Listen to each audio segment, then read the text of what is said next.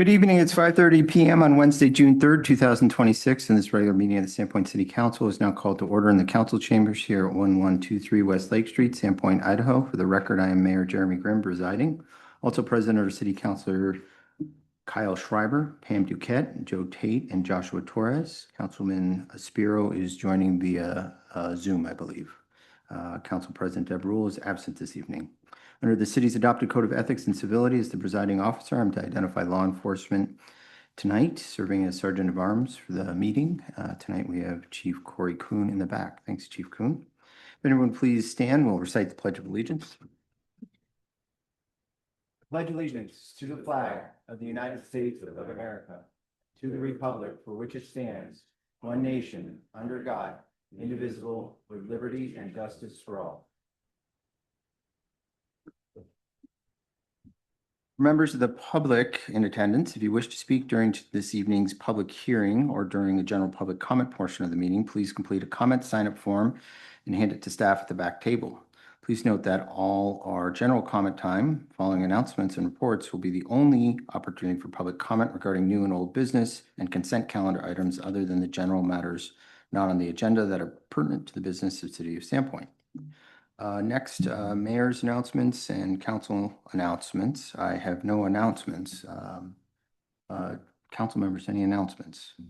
I have a quick announcement, Mr. Mayor. Go ahead, Councilwoman Duquette. And I think everybody on the dais might have already been alerted that KRFY is celebrating their 15-year anniversary this Saturday, Matchwood from 2 to 6. And they're calling it the 15th Beers because Matchwood has made a special brew for KRFY. So come celebrate. Community radio. Rah, rah. Thank you, Councilwoman Duquette. Any other council announcements or reports? Yes, for the Arts and Historic. Tomorrow is closing for the art call. That closes at 2 p.m.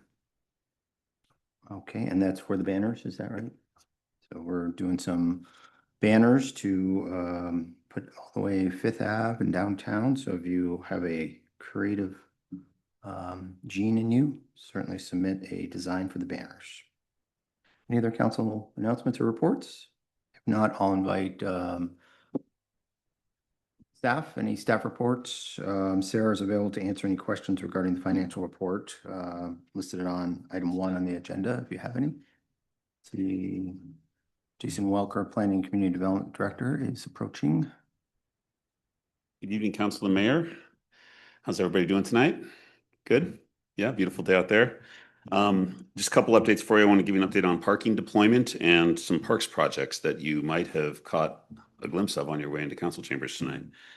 First, on parking, you can imagine it's been a very busy few weeks. We've got a lot going on. The teams have been meeting several times a week with our partners at IPS and members of staff all the way from frontline up to all the department heads and the mayor.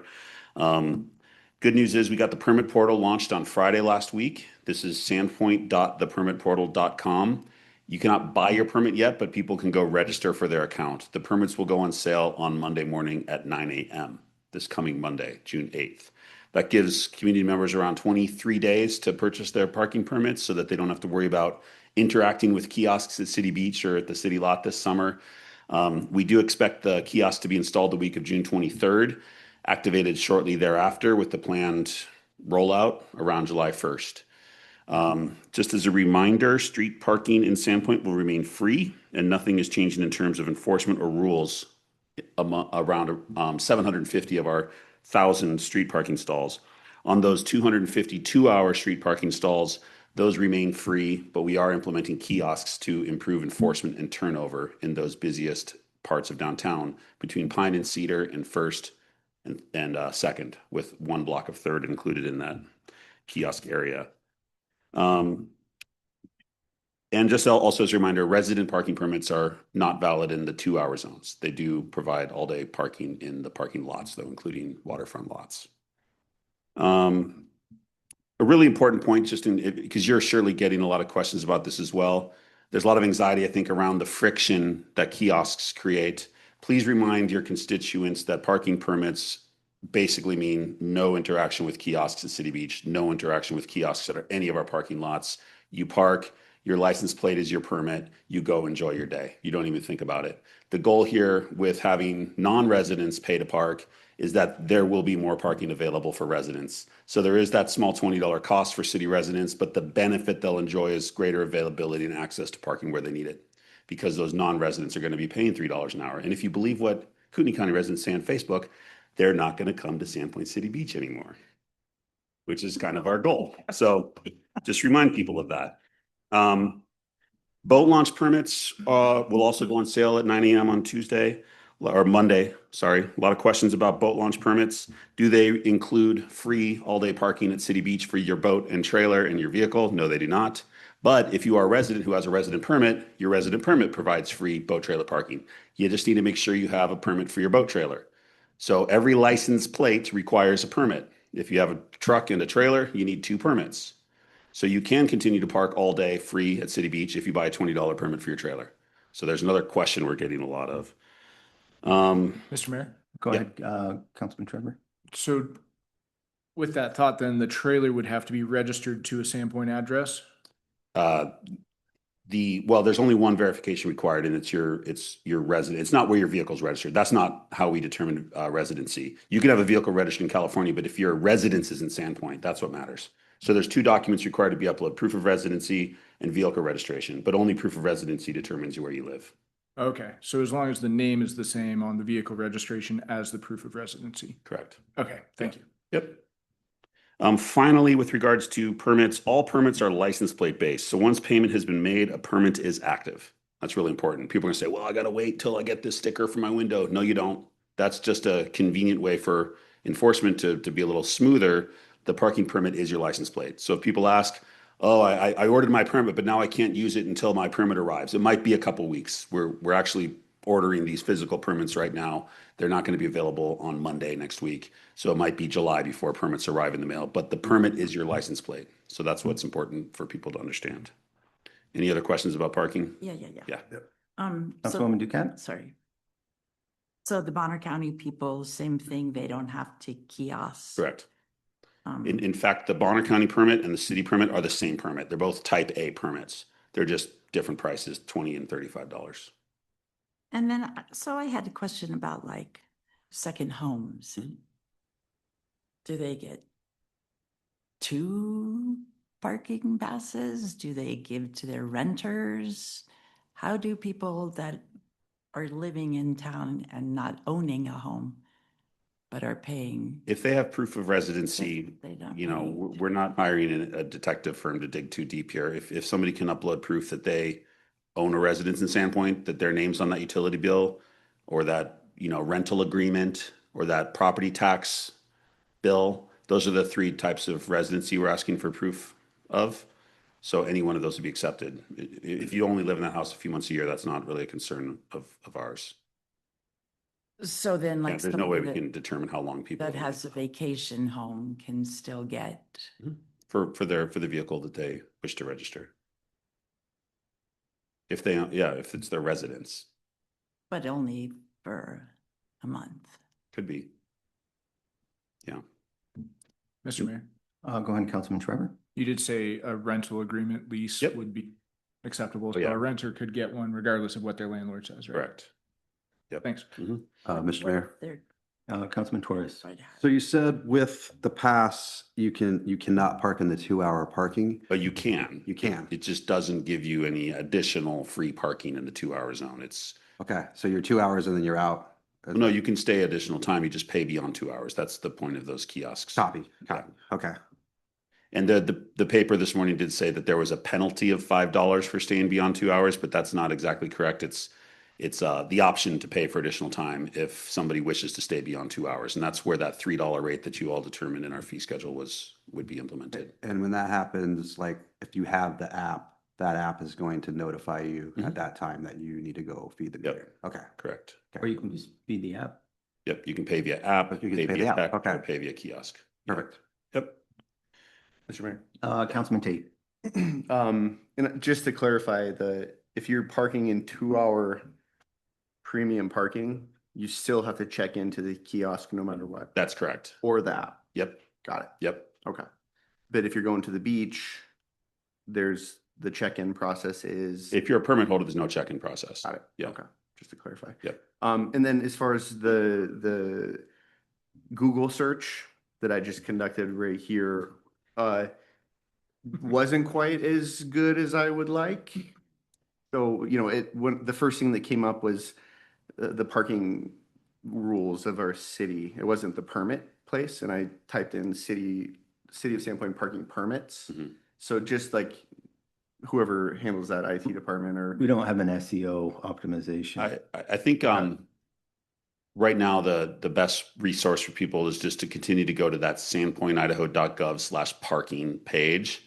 I think there's like 4 links to the permit portal on that page. And once the permit portal starts getting more traffic, it's going to move up in those search results as well. Okay. Right now, it's only been live for a few days and we're not even selling permits yet. But once 1,000 people have been there, it's probably going to be the first link that comes up on Google. Yeah, just ease of access for the layman Yep. internet user.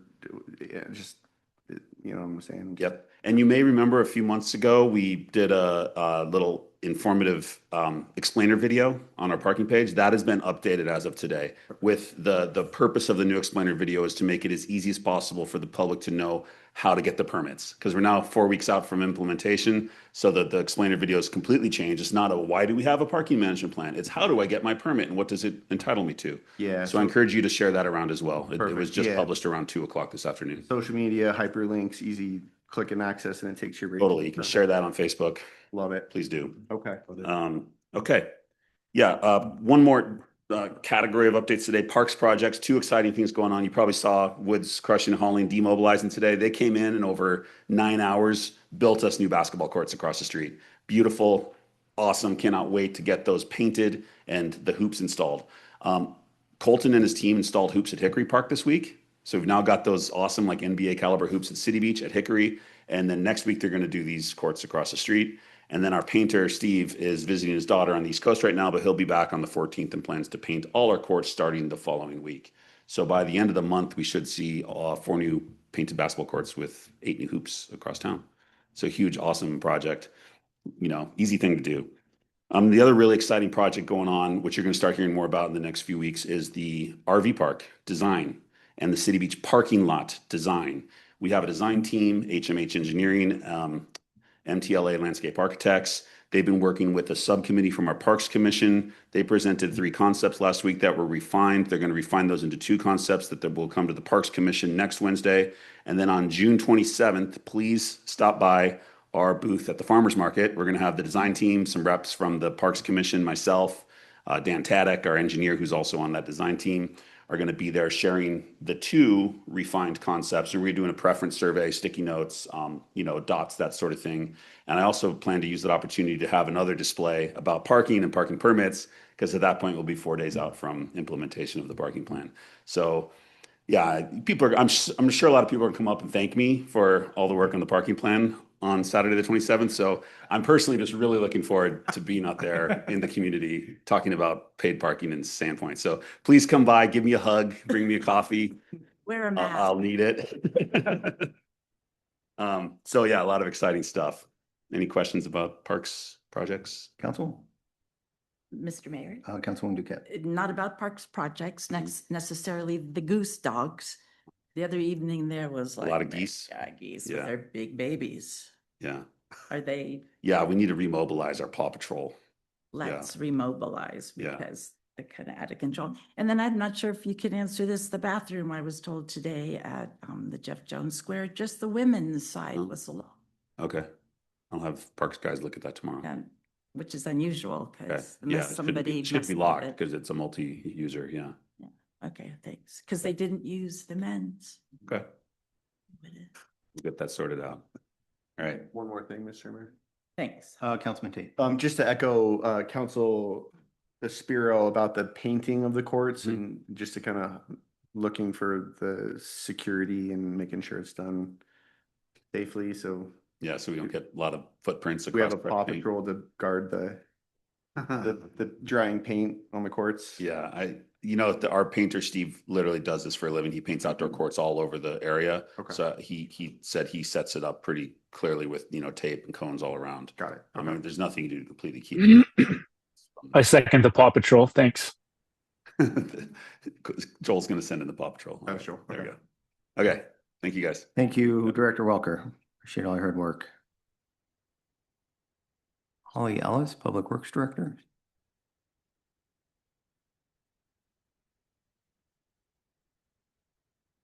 Good evening, Mayor, Council. Just one update from Public Works tonight. We have a couple updates on projects on the agenda, but our Division Sidewalk project is starting next week, construction. So this is on the east side of Division between Superior Street and Pine Street. Any drivers can expect for travel lanes to be diverted. So travel lanes will remain open, but if you're driving on Division, you'll have some cones that you'll need to divert around. We're expecting that project to last a couple months through summer. But the contractor is eager, ready to go. So as soon as school is out, which is next week, they're going to start on that project. So we're looking forward to bringing a safer sidewalk in the next couple months to this area. Thank Councilwoman you. Duquette. Mr. Mayor, striping and sharrows for the bicycling. Is that going, I know when you said you were doing the striping downtown for the parking, that you were going to do the sharrows and the bike lanes downtown as well as that? Yes, that's on our, Okay, okay, you will see that on our work list all summer long. Okay. Awesome. We balance all of our striping, thermoplastic, repainting. So that's a summer-wide effort. So you'll see us continue. If there's any on our city website, anyone from the public can go in and they can submit comments if you are noticing any crosswalks or sharrows and you're thinking those are priorities. Those can always be requested and we can adjust our schedules, but that'll be a work in progress this summer. okay, thanks.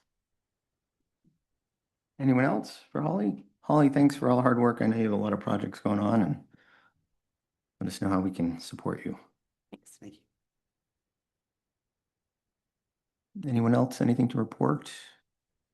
I just, I'll jump in real quickly. I don't know if anyone had the opportunity or takes the opportunity to listen to dispatch, but during the thunderstorms last week, I was so amazed by both our EMS and first responders and fire and police.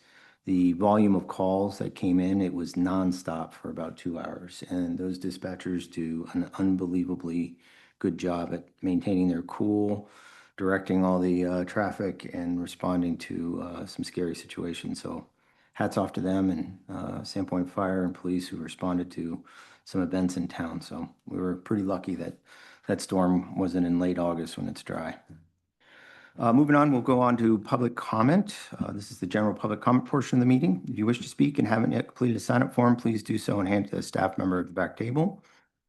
The purpose of general comment time is to allow members of the public in attendance to address the mayor and council regarding items included on this evening's agenda under the consent calendar or old or new business. For the purpose of general public forum, you're also welcome to comment on any topic pertinent to the business of the city of Sandpoint, not included on the agenda and not anticipated or scheduled for future public hearings. Please note that the council cannot take any testimony on planning or land use related matters outside an official public hearing. I'd like to make everyone aware the city does have a policy on public meeting decorum. The rules are posted just outside the chamber's entry doors. In summary, I'd ask everyone please be pleasant, respectful, not make derogatory statements about others, including city staff, not be disorderly or disruptive, no calling out, clapping, or holding up signs. Public comment time is for comments only. No questions or debate. You're welcome to contact me during regular business hours if you have any questions or concerns. This is the only general public comment time that will be offered this evening. Those attending remotely who wish to speak may raise their hand on Zoom at this time. When it's your time to speak, please state your name and where you reside, and you'll have up to 3 minutes. Madam Clerk, has anyone signed up to speak during the general public comment time? No, Mayor, nobody signed up. Great. That will conclude the general public comment portion of the meeting. Moving on, next is the consent calendar. For the record, the total amount of bills for approval is $1,712,053.68, reflecting $914,441.10 for regular payables and $797,612.58 for payroll. Council, do you have any questions, or are there any items you wish to have removed from the consent calendar? Mr. Mayor, Councilwoman Duquette? I had a question on number 5, and I did email Mary Jane and Haley, and they said they did not hear back. We did not get any pictures of those silver box public art. Supposed to be attachments to that item. and I like to see them. So I'm just wondering if they can be sent to us some other time, or if there's anybody here who saw those. Did you see those? Mr. Mayor? Go ahead, Councilman Schreiber. Yeah, I thought the same thing and I actually went back and watched the meeting so that I could see them. The The Arts and arts meeting? Culture Historical Preservation meeting where they voted on them. Why didn't you tell me to? That's probably the best way to see those. I apologize for not getting those from It's really Ellie good to see to them. include. It's fun. Yeah. I can have Ellie send those over and we can get them to Or you I though.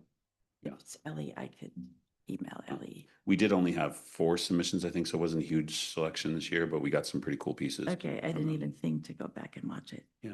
Too many Okay. things. Councilwoman Duquette, would you like to remove that item until you have a chance to review those, or No, you're I trust comfortable taking them their recommendation? totally to make Art, the right art can be an decision. interesting topic.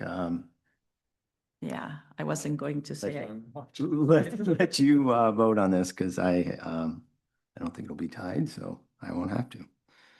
All right, any other items or questions on the consent calendar? did you like them? If not, I'd entertain a motion for approval of the consent calendar. Didn't they? So moved. Second, Moved by Schreiber, second by Duquette. This will be a roll call vote. Counselor Tate, Yes. Counselor Torres, Yes. Counselor Duquette, yes. Counselor Spiro, Yes. Counselor Schreiber. Yes. Mr. Mayor, motion passes. Thank you, Madam Clerk. We'll now move on to old business and an update on the Downtown Revitalization Phase 3 project, which staff is seeking council direction on. Holly Ellis and Matt Gillis are here to present, along with Eric Bush, I believe. Maybe not. So with that, Mr. Gillis, how are you tonight? I'm well, Mayor. How are you? I'm great. Good to be here. Council, Matt Gillis, Welch-Comer Engineers. Quite a bit to cover tonight, so I'm going to be as efficient as I can. Please stop me at any point if you need some dialogue. Happy to do that. There's 5 primary things we're going to chat about. One, we're going to cover what we've been up to with the public, how we've outreached, some of the input we've gotten back, and our plans for the future. Where we're at with the design, what's that looking like right now? Because it's been a while since we spoke. And then this is old news to you, but the news on the potential funding that you may or may not accept. It has implications on the project that I want you to be aware of, including scope and schedule. So we'll cover all that and then very quickly some next steps. But first, just as a quick review, the current plan is the purple section there from Lake to Church. That is intended to take that to full construction document, something that we would bid and then go build. And then in parallel to that, we were designing the section south of Lake to about a 30%. So a concept preliminary design that we would put on the shelf and seek additional funding. That's where we're currently at, the current direction. It's important to cover the goals very quickly, I think, each time that we talk, because it's these 5 goals that inform the entire project. And so this is our guiding light, I suppose. So to the extent feasible, we want to produce a product that the public can support. As we know, not everyone will support everything, but to the extent feasible, we don't want to make wholesale changes to phases 1 and 2. Like I've said before, rather we want to build upon, improve upon, make better. While we're there, tearing up the right-of-way, tearing up the road and the sidewalk, we want to deal with the underground infrastructure, the aging infrastructure. And then finally, or number 4, historically, throughout the country, we have prioritized vehicles over pedestrians and bikes, and we're trying to just balance that a little bit. That's, at least you are trying to balance that a little bit. That's your direction to us. So place a higher priority on peds and bikes. And then finally, through the entire process, be as transparent as we can. Any questions on that? Okay. So from an outreach standpoint, what we're not doing is a linear process where we talk to each group one time and then say, thanks for your input. We'll see you during construction. Rather, this is iterative, where we talk to the stakeholders, we talk to the public, we talk to our TAG, our technical advisory group. Then we go away, do some work, then we come back and we go through the whole cycle again and again so that we can build upon and disseminate information accordingly. And you're in that wheel as well. A couple of weeks ago, well, maybe 3 weeks ago, we met with our TAG, our technical advisory group, for the second time. They're a passionate group, very informative, helping us drive direction. It's very helpful. We talked about a lot, but the themes that they came back were these 8 themes. And I won't go into all these. You can certainly read through them, but a couple I wanted to point out was diverse seating options. Everybody loves benches in a downtown. That's great. But there is pretty robust discussion about, well, how about a concrete chess table that we see in urban areas, or even cafe seating with the small table and the small chairs, or picnic tables. So a lot of discussion about nothing wild, but just slightly diverse ways to sit down and enjoy yourself. Art was a hot topic as well, and not types of art, but rather who produces the art. They had a strong feeling that any art on the project should be a local artist. And I believe that meant to be City of Sandpoint, Bonner County, kind of that area. And then the maintenance, which is important. We all love beautiful green spaces, but we don't love them when we can't maintain them. And so the TAG has zeroed in on this, understanding the importance of whatever we put out there, we need to be able to maintain. And so to the extent feasible, we want it to be low maintenance and beautiful. And so that's a careful balance. But the overall message clearly was stay the course, you're on the right track, keep going. Okay. So quick review in design. This is similar to what I presented last time. Now it's slightly refined. This is the section between Pine and Church. For reference, north is to the right. The light gray area is what we've talked about in the past, that raised intersection or the speed control effort to create more of a people-friendly plaza type space. So far, most that we talked to are pretty excited about this. This is where essentially the height of the curb disappears. So we've got a at grade everywhere. But there is still a pretty clear distinction between where the vehicles are and where the pedestrians and bicycles are. We can do that through material changes, green spaces, street furniture, street lights, those types of things. You will see on Bridge, come on, right in here, we've talked about a couple of times the need to restrict that westbound left out of Bridge on occasion, certain times a year. And so we're proposing removable bollards in this area so that you can have them up when you need them. That will direct people to turn right only out of Bridge. So it'd be a westbound right turn to the north. And then in off season, those bollards can be removed and the intersection can be opened up. And so gives the city flexibility.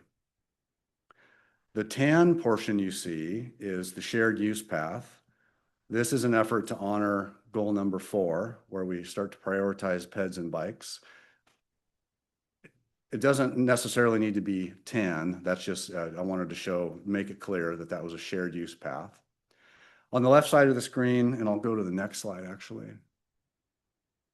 Now it's on the right side of the screen, the Pine Street intersection. At some point in the future, the city will likely need a traffic signal here.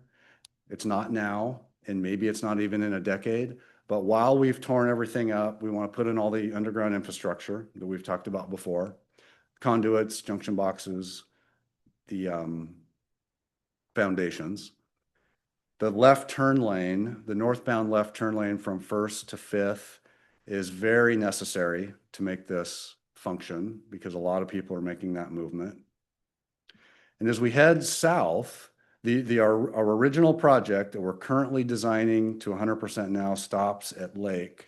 So I don't have the fancy rendering south of Lake, but I do want to talk about the intersection of First and Superior, unless you have questions here.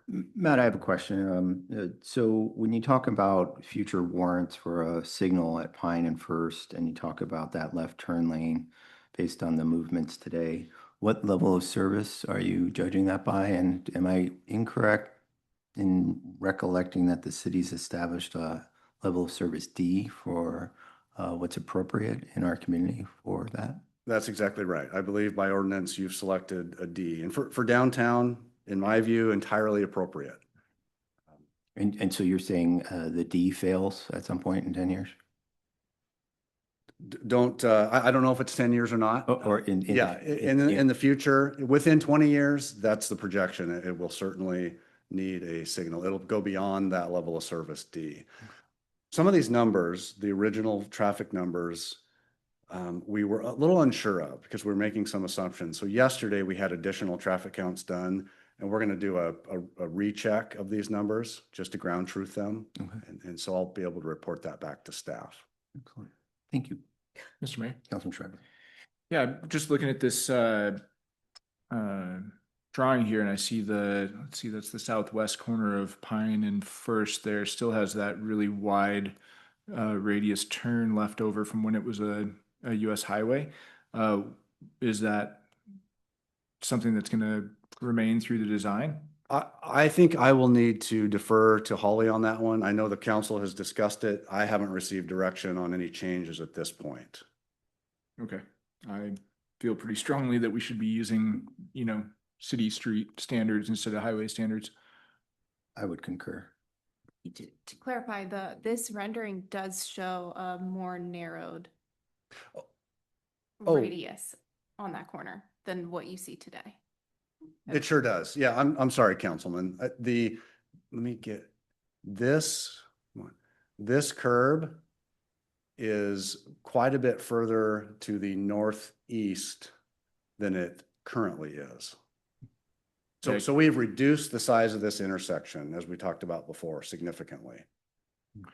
Right. I guess I'm just looking across the street there. That's a normal curb radius.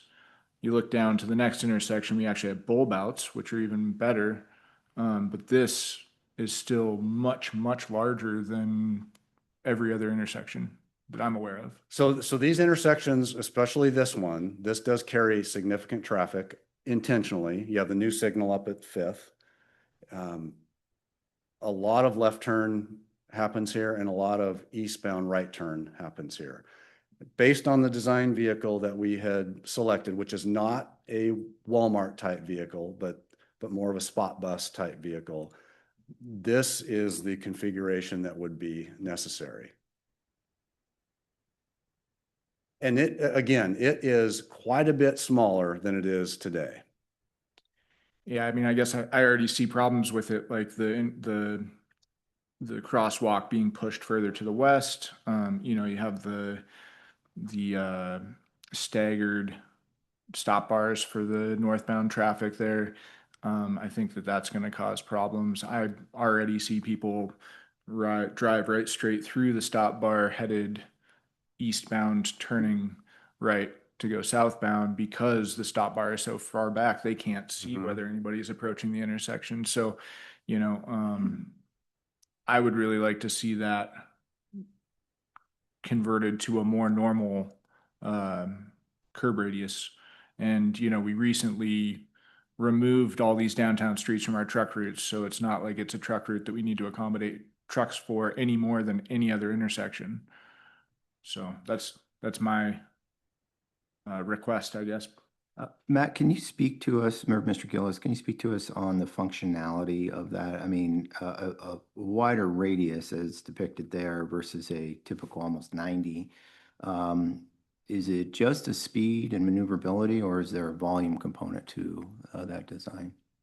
Not necessarily a volume component. It's strictly geometric. And we're happy to take a closer look at this.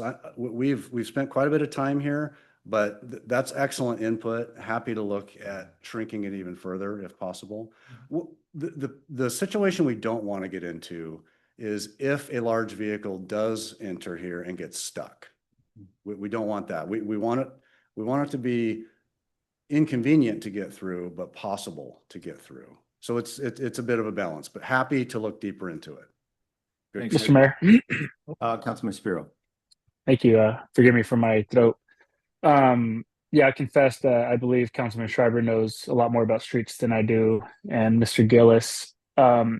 Just thinking about like when I'm going to the beach with my family and we're driving, and even today, people just coming out of across the crosswalk with like without notice, like running across. Will this radius that I see here in the picture, would this technically be safer? Like if I'm turning left on Pine Street to go down First Avenue to go across the Long Bridge, that I feel like that gives me more time to see somebody as opposed to if it was a 90 and I'm trying to get a quick turn. Am I wrong on that? Is there a safety component to having this radius that I'm seeing here? Or is Councilman Schreiber, is it safer for more of a 90? Forgive me, I'm not quite tracking. Could you explain that? Yeah, and I forgive me, I'm not being very clear. Kind of cloudy right now.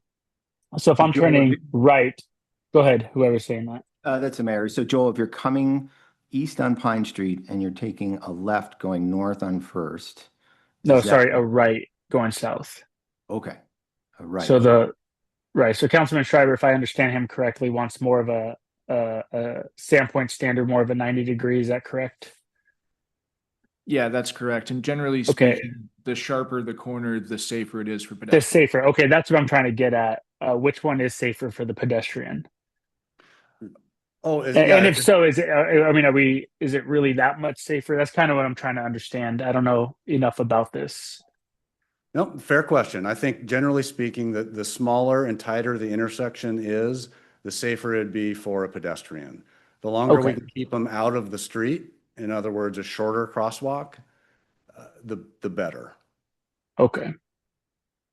But in your professional experience, is this much more dangerous than going to the 90 degree?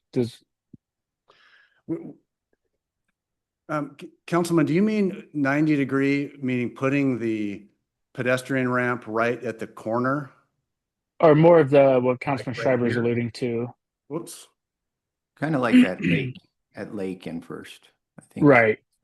Yes, understood. Yeah, we can squeeze those in a little bit. It just lengthens the crosswalk slightly. Okay. But yeah, I completely understand both points, and I'm happy to look at the No, geometry. I'm just more curious. I don't know the statistics, how much safer it is, if the pros, what the pros and cons are. Understood. But just trying to understand more. Thank you. Councilman Spiro, this is Jeremy. The shorter the crossing, the less time obviously it takes for a pedestrian to come across. And it's my understanding that this would allow that stop bar to move further east on Pine. And the further east, you can see if somebody's crossing First, if you're heading south, versus if you're way back there, you might start your turn and hit the gas and really not see someone. So Okay. for whatever it's worth, I would put myself in the camp of trying to mirror a bulb out or a higher radius, lower radius turn, a shorter walk crossing on Pine and First. Okay. Thank you so much, guys.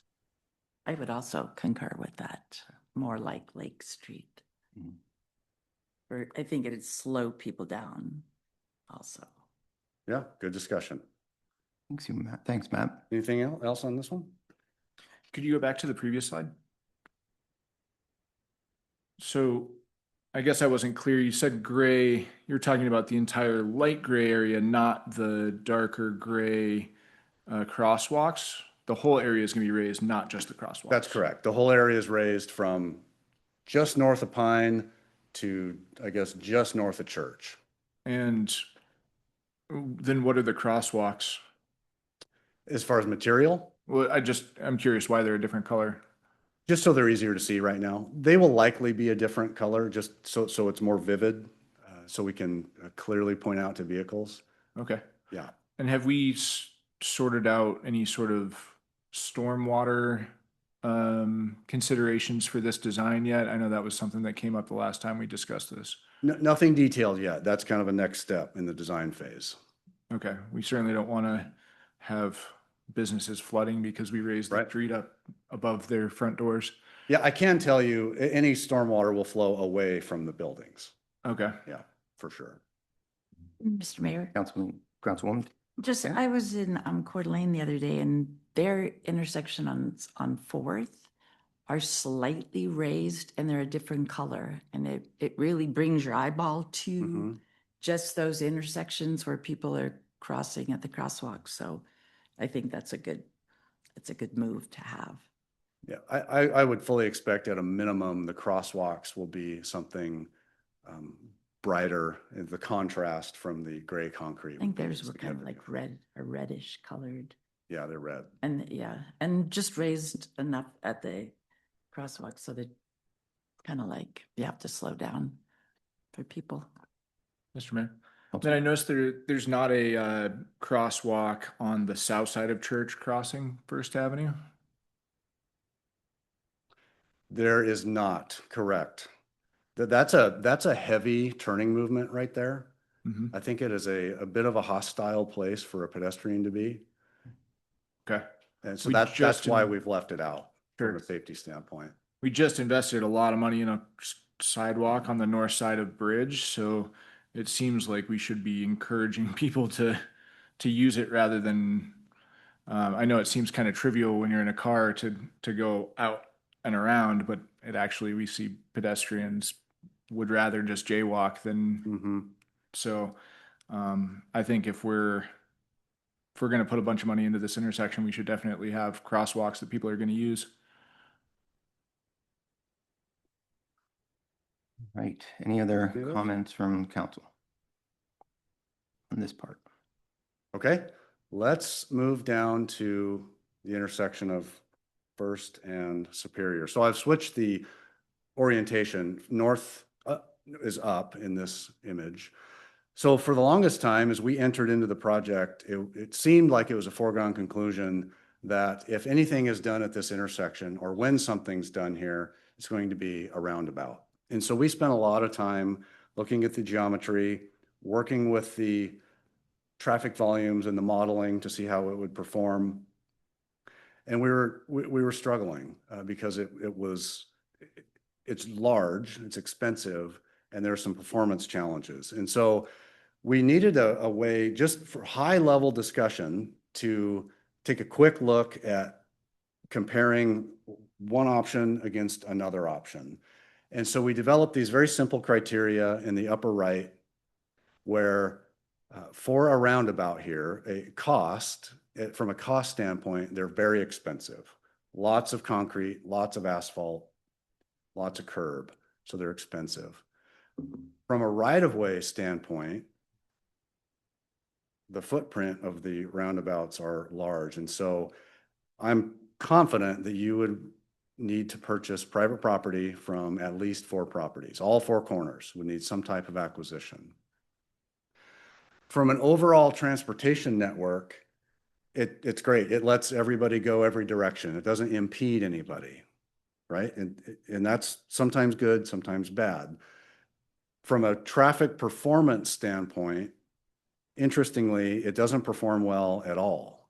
In fact, it breaks down significantly in the design year. We talked about this before. In year 20, some of the data showed queuing or vehicles stacking up on the east leg 7,000 feet. In a mile, a mile is 5,280 feet. So in the peak hour of the peak summer months in 20 years, you could have people backed up across the bridge, right? So, and then finally, from a art and landscaping opportunity, roundabouts are great. Obviously, you have that nice space in the middle. So keep those criteria in mind as we look at an alternative example where this is at the other end of the spectrum. Okay, this is more similar to what is out there today in that we have the sweeping movement there. But the changes, the differences are we have added a concrete median here with a curb. and here. So what this does is it eliminates this, we'll call it the westbound through movement or the westbound left movement, which is the let's cut through the neighborhood issue. It also, because of that barrier in the median here, it also eliminates the eastbound left turn.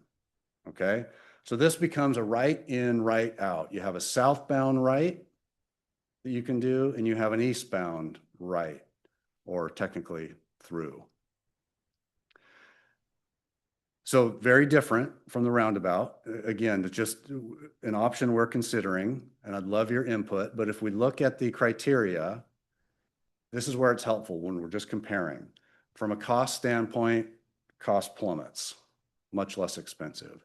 From a private property standpoint, probably don't need any property. The one nuance here is if working with the fire department, if we have to do a cul-de-sac here, because I think we're going to need to cut off access potentially from a safety standpoint, that may require some property, but we might be able to work with them on some other configuration where no private property is required, which is appealing. From a transportation network standpoint, stands to reason that it's more restrictive. More movements are restricted. From a performance standpoint, if we look at just this intersection, it performs fantastic because we don't have a lot of the conflicting crossover moves of that left turns create. And then from an art and landscaping opportunity, doesn't perform as well. And so just not as much green space to work with. So again, these are just two options we're considering. You don't need to decide on anything related to these tonight, but I would love if you have any feedback for us. Thank you, Matt. I'm sure we do. I'll start and then pass it along. I use that cut through traffic, that cut through option frequently. I live in the west part of town. When I'm coming from the south, I find it convenient. Sometimes I'm dropping things off to friends in the south part of town, and I want to swing by their house on my way home. I think by restricting or channelizing this, driving all traffic downtown, we're going to only enhance those numbers that you mentioned up at First and Pine and increase them faster. I'm generally not favorable to this design or restrictive design onto Superior. And then I guess I have a question. So you mentioned the volumes and the failure, the peak hour backup of, did you say 7,000 feet? Mm-hmm. So just philosophically, we're all familiar with peak summer traffic. I would just throw out to the council and question, are we going to design our streets and roads for peak hour during our peak couple of weeks a year? Or are we going to design it for the reality of our average traffic the other 9-10 months of the year? So those are my comments. Mr. Mayor? Councilman Schreiber. Yeah, just I'll start by replying to the question you just posed, and I definitely agree with what you're saying. Once the traffic starts backing up onto the highway, that's definitely going to take things out of our hands. But I don't think that it's compelling enough to spend a whole ton of money on a roundabout. So in that sense, I'd agree with you that let's not design for peak traffic if it means spending millions of dollars on a roundabout that doesn't perform very well. In terms of this design, again, I don't like the the turn radius reoccurring theme here. Cars are going to come around that corner really fast, and we're about to spend a ton of money on pedestrian improvements in that area, and it seems like a total conflict. We're either trying to slow cars down and make it friendly for pedestrians, or we're trying to make it fast for cars, which is exactly what this design appears to do. As far as the cul-de-sac at the end of South First, couldn't we just cut the road off at the last driveway there? I don't see any need for a road there at all. I don't know. I guess I'd have to see traffic numbers to know whether we need First to connect there at all. The answer is perhaps, but we would need to work with your fire department. Yeah, Sometimes that is what triggers a cul-de-sac. sure. I just would hate to maintain a big Mm-hmm. patch of pavement if nobody's ever I going to use it. understand. And then I definitely have concerns about having raised medians, both in the sweeping turn and the approach from the west, because that creates problems with snow plowing. You know, I guess I'm curious if we can't accomplish the same thing just by using curb design for that um, west Superior. Just bulb out the corners so it's a very narrow entrance to that, and design the intersection that it automatically channels traffic to the north. It seems like we're adding even more infrastructure to that westbound Superior when I don't know that we really need it. And I guess I feel like there's a design that we could accomplish here where it dissuades people from that straight direction without all of this extra infrastructure. One thing that would be helpful to staff and the design team is we're entering a non-technical issue because we've got, on one hand, we've got this neighborhood cut through traffic, which I understand some are not happy with and some are fine with it. But then, as the mayor pointed out, well, if we cut off that traffic, then we're setting ourselves up to problems at First and Pine sooner, because all the cutoff traffic now has to head north to take that left on Pine. And so you can kind of see where this is not necessarily a technical issue. It's more of a, I don't know if political issue is the word, but it's a little bit gray. And so some counsel from the council would be helpful. Understood. And I mean, have we explored or have you explored all the options? I mean, there's something called a traffic circle. I'm wondering if just acquisition on the northeast corner could allow for additional through lane and it could function sort of as it does today, a more dedicated through lane. Part of me thinks that we're like the folks in, the advent of the Model T designing, the last horse corral, because everything I see 20 years from now, I can't predict what transportation is going to look like, if we're going to all have autonomous cars picking us up, if they're going to talk to each other, if we're going to even be driving them. And I know that seems far-fetched, but I think it's reality. So have we looked at other options such as a traffic circle or just an acquisition on the northeast corner to have a dedicated through lane going north? We've looked at 5 or 6 different options of varying restriction, and that one in particular that you mentioned, I don't think so. We have looked at a roundabout with an additional right turn, free right turn. That seemed to function better. But what that does is now you're taking 2 lanes north. Yeah. And so then we're sacrificing pedestrian and bicycle space. So it's an interesting geometry existing, and the imbalance of traffic also gives us some challenges.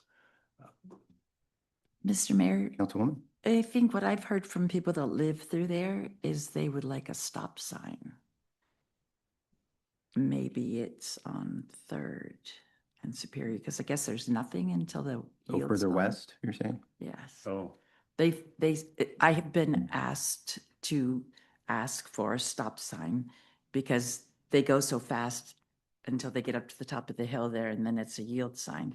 And a lot of people that live on West Superior right there are not so much upset about the cut through. It's that there's nothing to stop the traffic from just hauling through there. And I can't see, I know I've been there after somebody said that, but I see the yield sign on the top. But there's nothing else, I don't think. Well, Mr. Mayor. Anyway. we'll have to keep working on that. Yep. And give you some more feedback. I just Councilman had one quick George. question, Mr. Mayor. So with regards to the actual light that's there, is there some sort of functioning light that we can use that can direct traffic maybe better than what we've got right now for that spot where we're talking about the roundabout? Because it's just. Oh, because the blinky light there? Yeah. I'm sorry, the red light, the red blinking light that's there now? Where it's just more informative and slow down or take a right or just some sort of signage solution as opposed to having to build. Yeah, good question. But anytime we do in traffic engineering, anytime we do something that is non-typical or non-standard, we introduce error. And that's where we're asking for people to make bad decisions because it's something new. So I would shy away from something non-standard. Okay. Already non-standard. That's true. And then a Yes. stoplight, Yeah. stoplight probably wouldn't be a solution there either, or no? It potentially. My understanding thus far is if at all possible, the city is not interested in a traffic signal. I'd rather not have one. So what I think I'm hearing, and Mayor, you're right. I think further direction would be great, but for now, what I think I'm hearing is the council's not necessarily in favor of a bunch of private property acquisition. I would say Is that correct? I haven't Okay. spoke yet. Oh, I'm sorry. Councilman Tate. Just to echo Kyle and everybody else that has talked, slowing the intersection down is probably the first thing I'd like to look at. I mean, it's that curve and people fly in there and fly out, and there's some line of sight concerns. Being fiscally responsible about it, for one. I mean, it sounds like the private property and the roundabout's gonna be pretty expensive. This other option, downstream consequences, just trying to think of all this potential things that could happen and what are the ripple effects. So that's kind of where I'm at. I think we're mostly in agreement so far. Yeah. Yeah. Mr. Mayor. Go ahead, Councilman Spiro.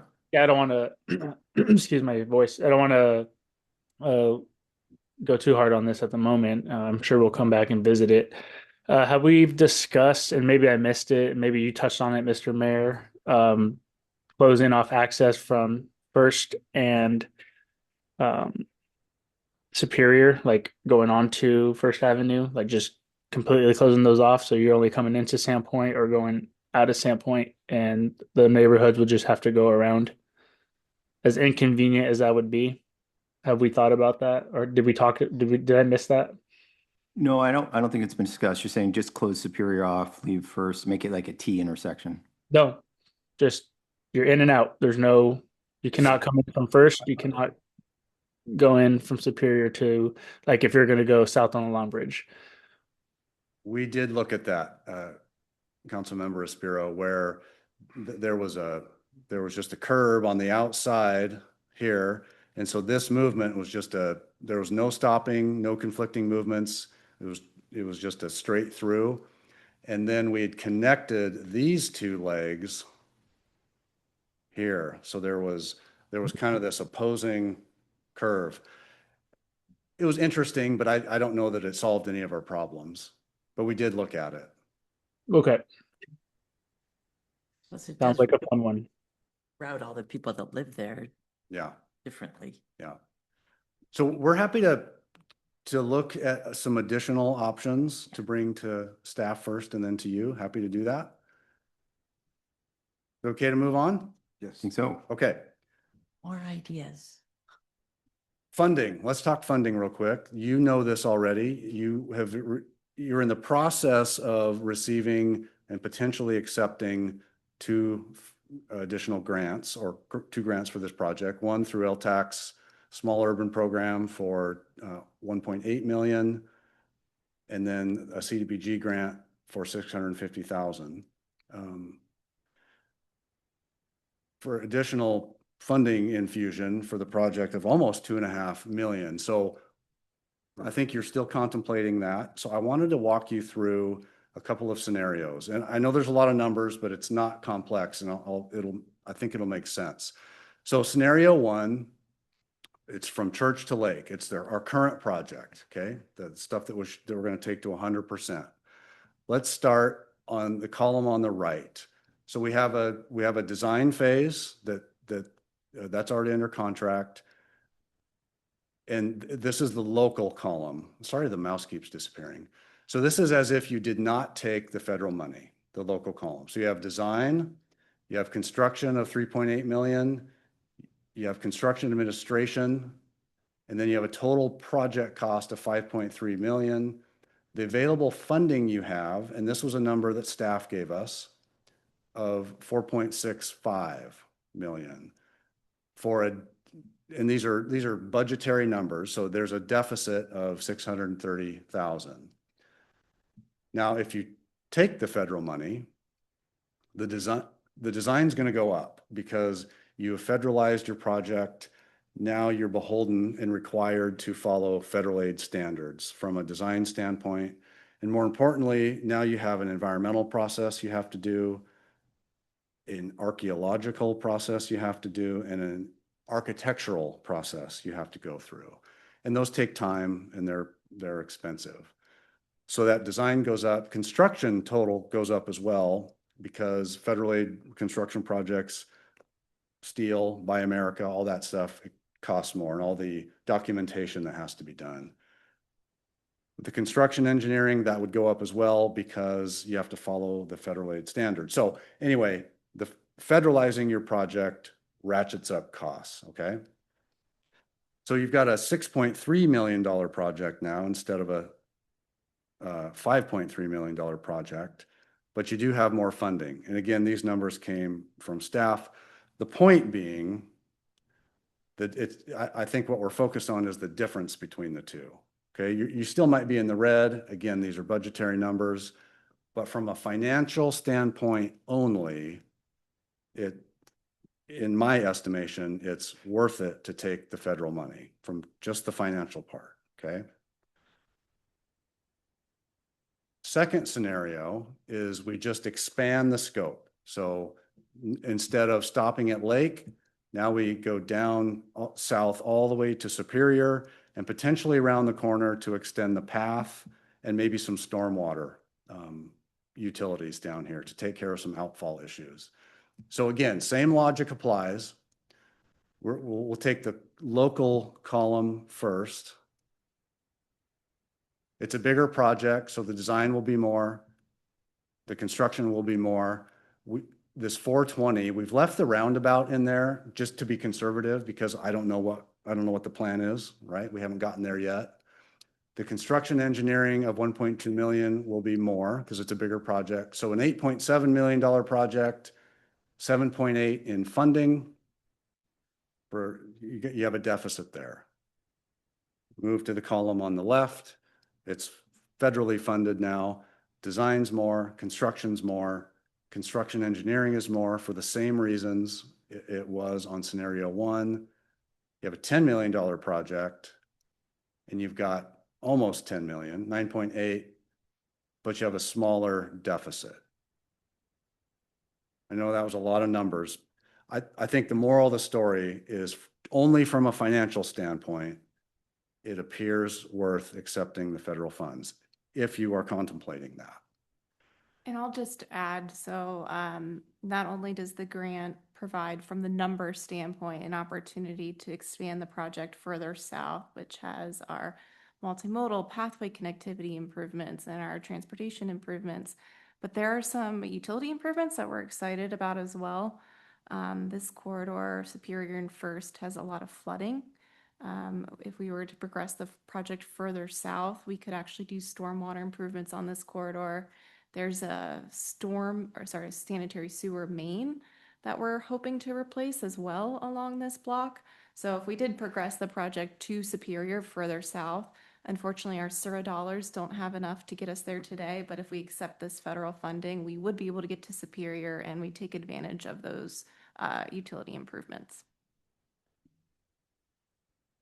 Thanks, Matt and Holly. I just have a quick question and then I'll turn to council. So where does, in the green scenario two, with federal money, it's 9.8 million. And in the blue scenario with federal funding, it's 5.9 million. Where's the $4 million of additional federal funding, if I'm reading that? Does that make sense?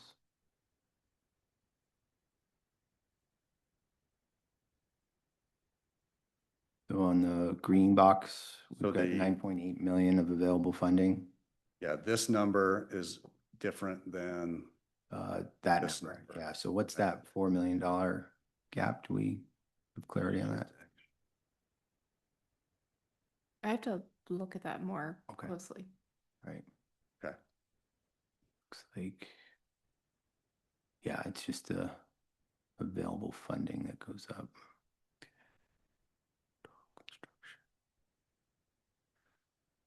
And when do we need an answer on this? Do we have a date specific that we need to make a decision on whether or not to accept the federal funding?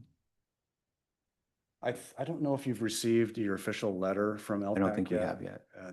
Yeah, so I'm not sure when that, if they have a requirement. Okay.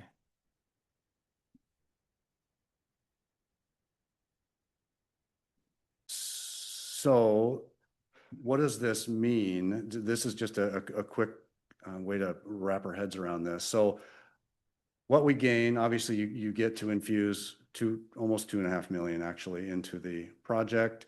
You have the opportunity to grow the scope if you choose to do something larger, which does allow you to have more impact, and think about it as ripping the Band-Aid off once instead of multiple phases, because these projects are a major burden on your business community.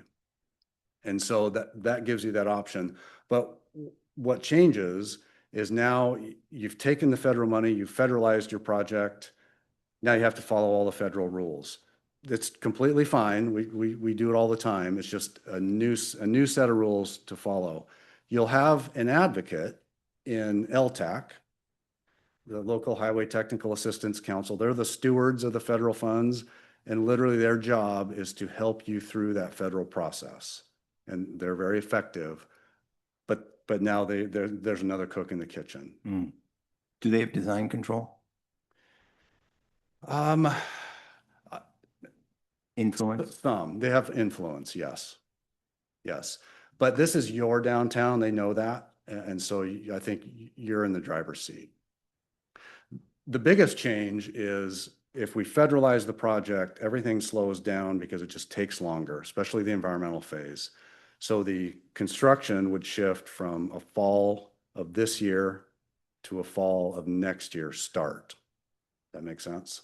And that's because of NEPA primarily? Right, right. Have you been following what's happening federally about NEPA review by chance? That it's just taking longer and longer? No, they're talking about ditching the whole thing. Oh, no, I hadn't. Well, that's interesting. It's very active right now in Washington, D.C. Okay. Okay. Maybe the easiest way to think about this is if you get something, you give something, right? Because federal money isn't free. So you get 2.4 million, and you give up some control, not very much, but the bigger thing is you give up the schedule. You just delay construction a year.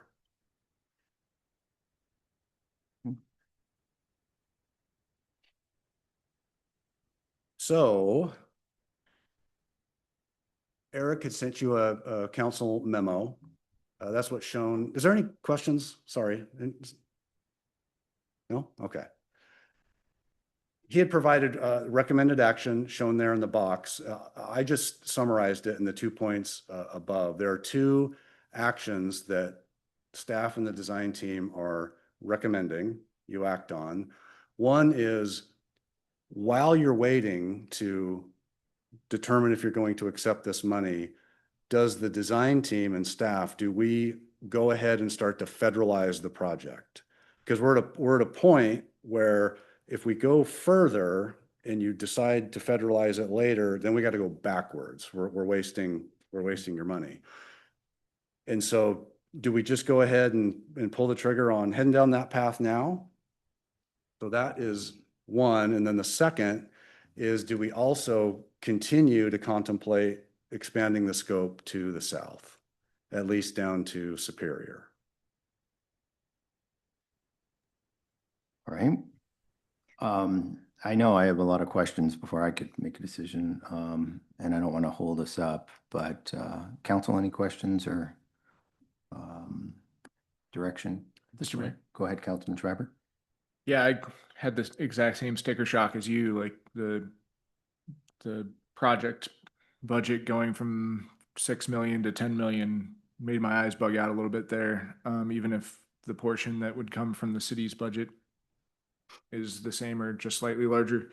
I do feel pretty strongly that a bike ped path is not very useful if it doesn't connect to the existing bike ped path on the Long Bridge. So whether we go federalized or not, I feel pretty strongly that we should direct some of this budget that direction. I don't know that we necessarily need to take it along Superior because there is an existing path along the backside of those buildings, but that's something that we can talk about later. Yeah, so I guess I would need more information about those numbers in that last slide before I could really give direction here. Okay. Thank you, Councilman Schreiber. So let me just ask a clarifying question. I'll get right to you, Councilman Tate. So if we aren't able to make a decision tonight, where does that put you, Matt? You just kind of pause, or you keep rolling with the assumption that it's not going to be federalized and it's local? It will continue with the preliminary design phase, but we're just limited on what we can do, just so we don't have to go backwards. Yep. Councilman Tate? So we're talking about two different grants? There's like a block grant and then the. That's correct. You've Okay. received you've received the opportunity to accept two federal grants. Okay,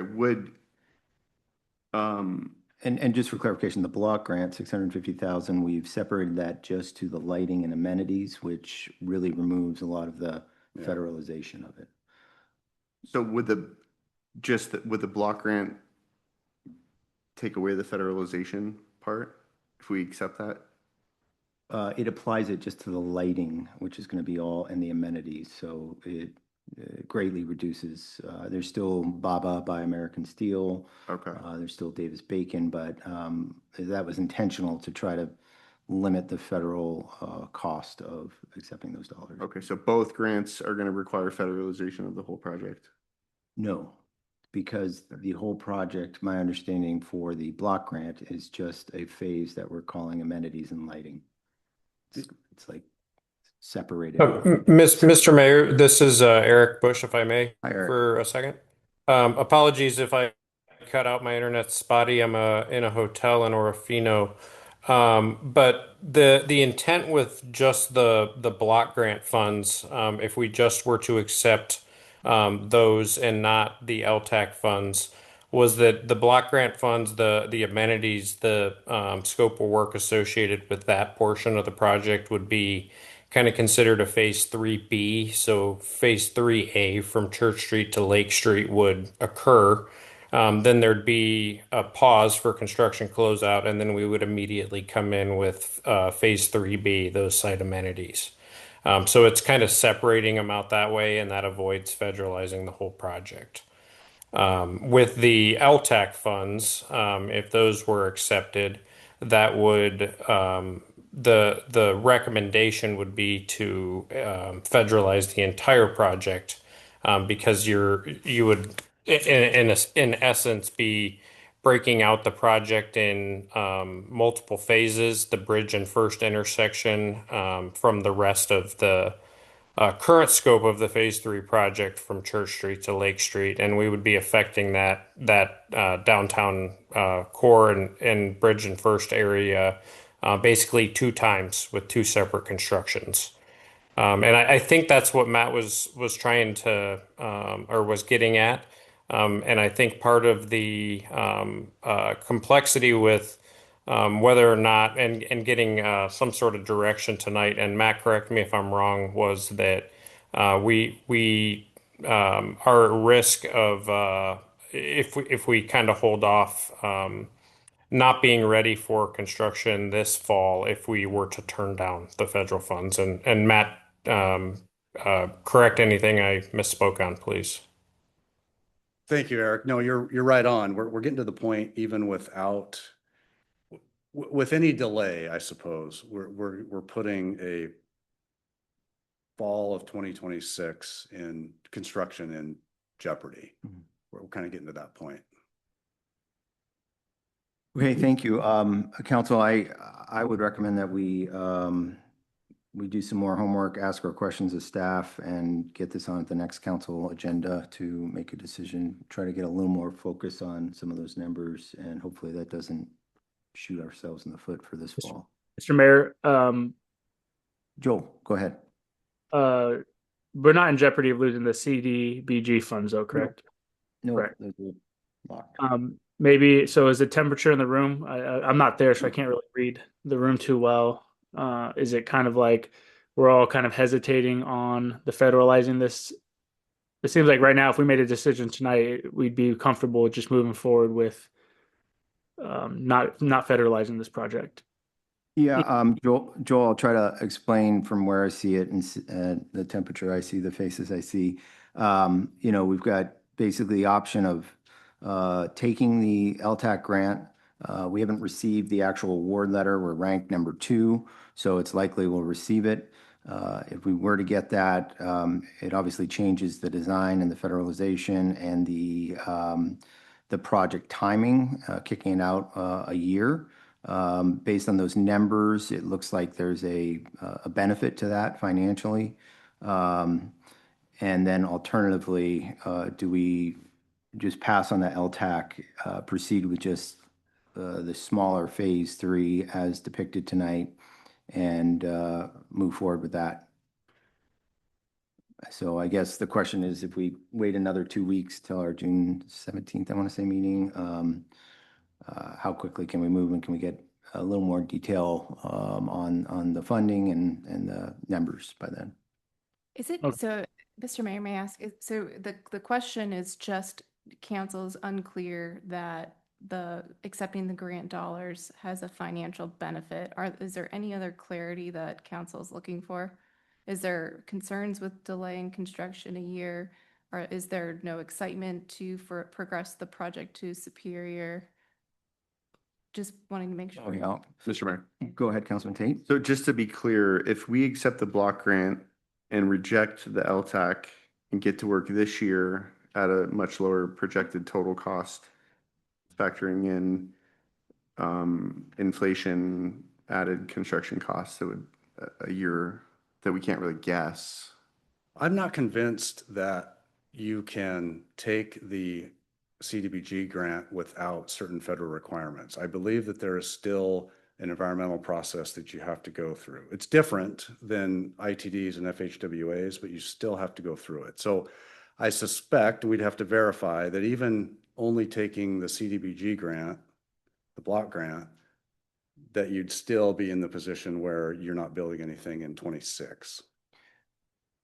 Yeah, and we can clarify that. That's, I obviously sit on and was at the meeting where that was awarded. And the way I understood it, the application and the award is that it would not, it would kick in BABA and Davis-Bacon only. But we can clarify that. But I think you're right there is, does it jeopardize the timeline? I'm personally not too concerned about the timeline. It's more, I have questions about where does the extra $4 million come from back onto those numbers? So that's just something I need to understand in my head a little more clearly. That's fair. And Mr. Mayor, I have a spreadsheet in front of me that we can share that gives that breakdown.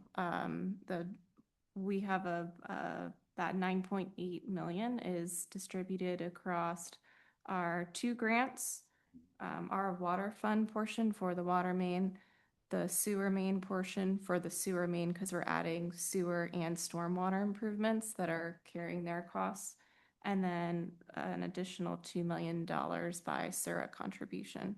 So we can present that in a clear table.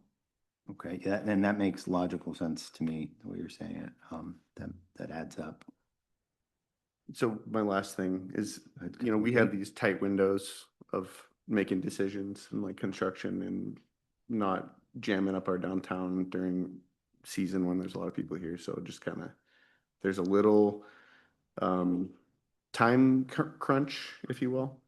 So whether we do it this fall or next fall, and to kind of figure that out. Yeah, I would, Councilman Tate, of course, Matt and his team and everyone else, they've planned this to have the minimal disruption, to do as much work as once. Yeah, I'm They've aware. learned a lot from all their projects. They're the best. But I would recommend that we table this to the next meeting and just all do our homework and ask any questions of staff and be prepared at our 17th meeting to make a decision. That's, It's fine. Yeah, I support that. Yep. I would need a motion to table this to our June 17th meeting. I move to table this to our June 17th meeting. I second. Motion by Schreiber, second by Duquette. Any discussion? May I ask a question? Go ahead. Would we have, probably isn't enough time to get any more information on that intersection at Superior and First? Because taking the LTAC grant, we go farther. So you're doing. As far as more options to the consider? design that. we Sure, want. yeah, I we just could wonder if in present. 2 weeks. Because I can see taking that without knowing what we're gonna do at that intersection. That's a big. If you would like, we would be happy to show Is that or have staff show appropriate? additional options, or we have several options. I think that would be helpful to see that at Okay. the 17th too. Sure. Sorry to give you more work, Matt. If it costs more. Mr. Mayor, Go ahead, Councilman. I just want to say that I'm not as worried about the project being postponed for a year. I think this is millions of dollars and it's important that we get it right rather than trying to push it through sooner. Just a final question, Holly, or Matt, do we have any idea when LTAC makes those awards roughly? Is it based on the federal budget and shutdowns and other things? We should. Mayor Grimm, Eric again. We're told from our contacts at LTAC that they have made the recommendations to ITD, and I believe ITD has a quarterly meeting or a board meeting where they make these final awards. That's supposed to be in the middle of June. I don't know the exact date of that, but it should be coming up here in hopefully the next couple of weeks. Thanks, Eric. Good. Timely. There's a motion and a second. This will be a roll call vote to table till June 17th. Counselor Duquette, Yes. Counselor Schreiber, Yes. Counselor Spiro, Yes. Counselor Torres, Yes. Counselor Tate. Yes. Mayor, motion passes. Thank you, Madam Clerk. Thank you, Matt. Appreciate all your hard work. Thanks, staff. Thanks, Matt. All right, following council passage, nope, sorry. Moving on to old business with an update on, we did that, excuse me. Okay, following, this is item 8, following council's passage of the first reading by title only of the proposed ordinance, amending Sandpoint Title Code, Title 3, Chapter 12, Business Licenses and Regulations, short-term rentals of dwelling units during our meeting on May 20th, 2026. The item's been returned for a second and third reading following its failure to pass the previous meeting. Council have any questions or wish to discuss? This is the short-term rental over regulation, rescinding those. Any discussions, council? Mr. Mayor, I would just echo what I said last time. Thank you, Councilwoman Duquette. I think no one's position has changed on this. I would entertain a motion that the second reading be approved and the rules requiring 3 separate readings once the ordinance entirely be suspended and the ordinance passed its second and third readings under suspension of the rules, and that the summary is approved. So moved. Second. Moved by Aspiro. Was there a second? I second. Second by Duquette. Any discussion? I could add something I've said before about a state that gives a "don't tread on me" license plate and then continues to tread on the communities and their residents. It's kind of like an oxymoron, I guess. Yeah, I was encouraged by the governor's suggestion that this could be revisited at the state level. I would fall back on my comments before that you can't have a carte blanche, one size fits all in Idaho. Every community is different. Every community is unique. As I told the legislature, the constituents of Sandpoint know me. They see me at the dentist office, at the restaurants, at church, at school. And our prior regulation of short-term rentals had no objection from the majority of our residents. So I find it sad that the state comes in and determines there's a one-size-fits-all rule for our state in this measure. So that's all I'll say.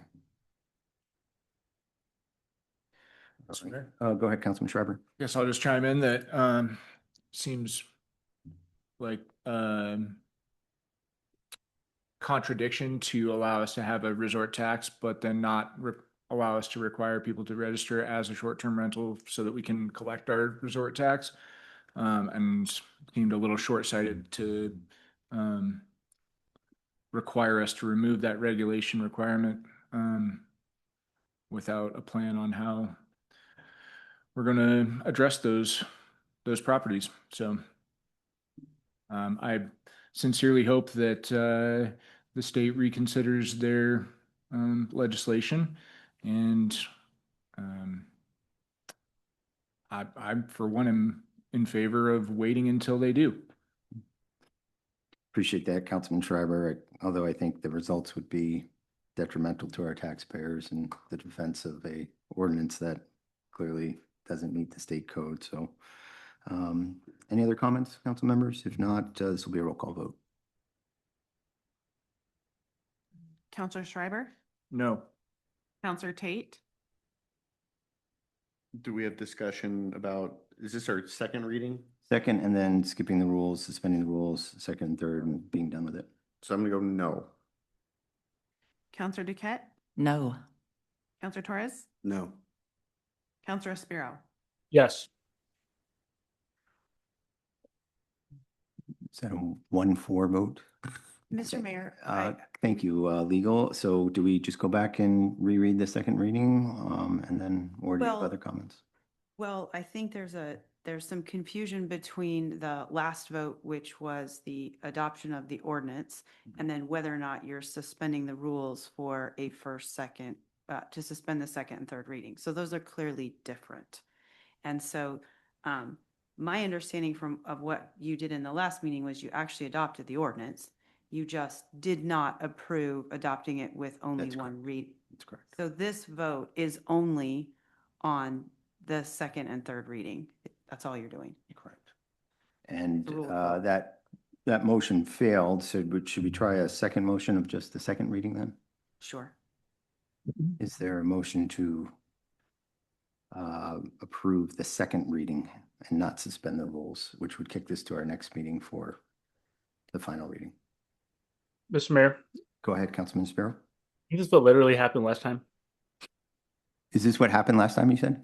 Where the council voted yes, and then somehow we voted no on the part.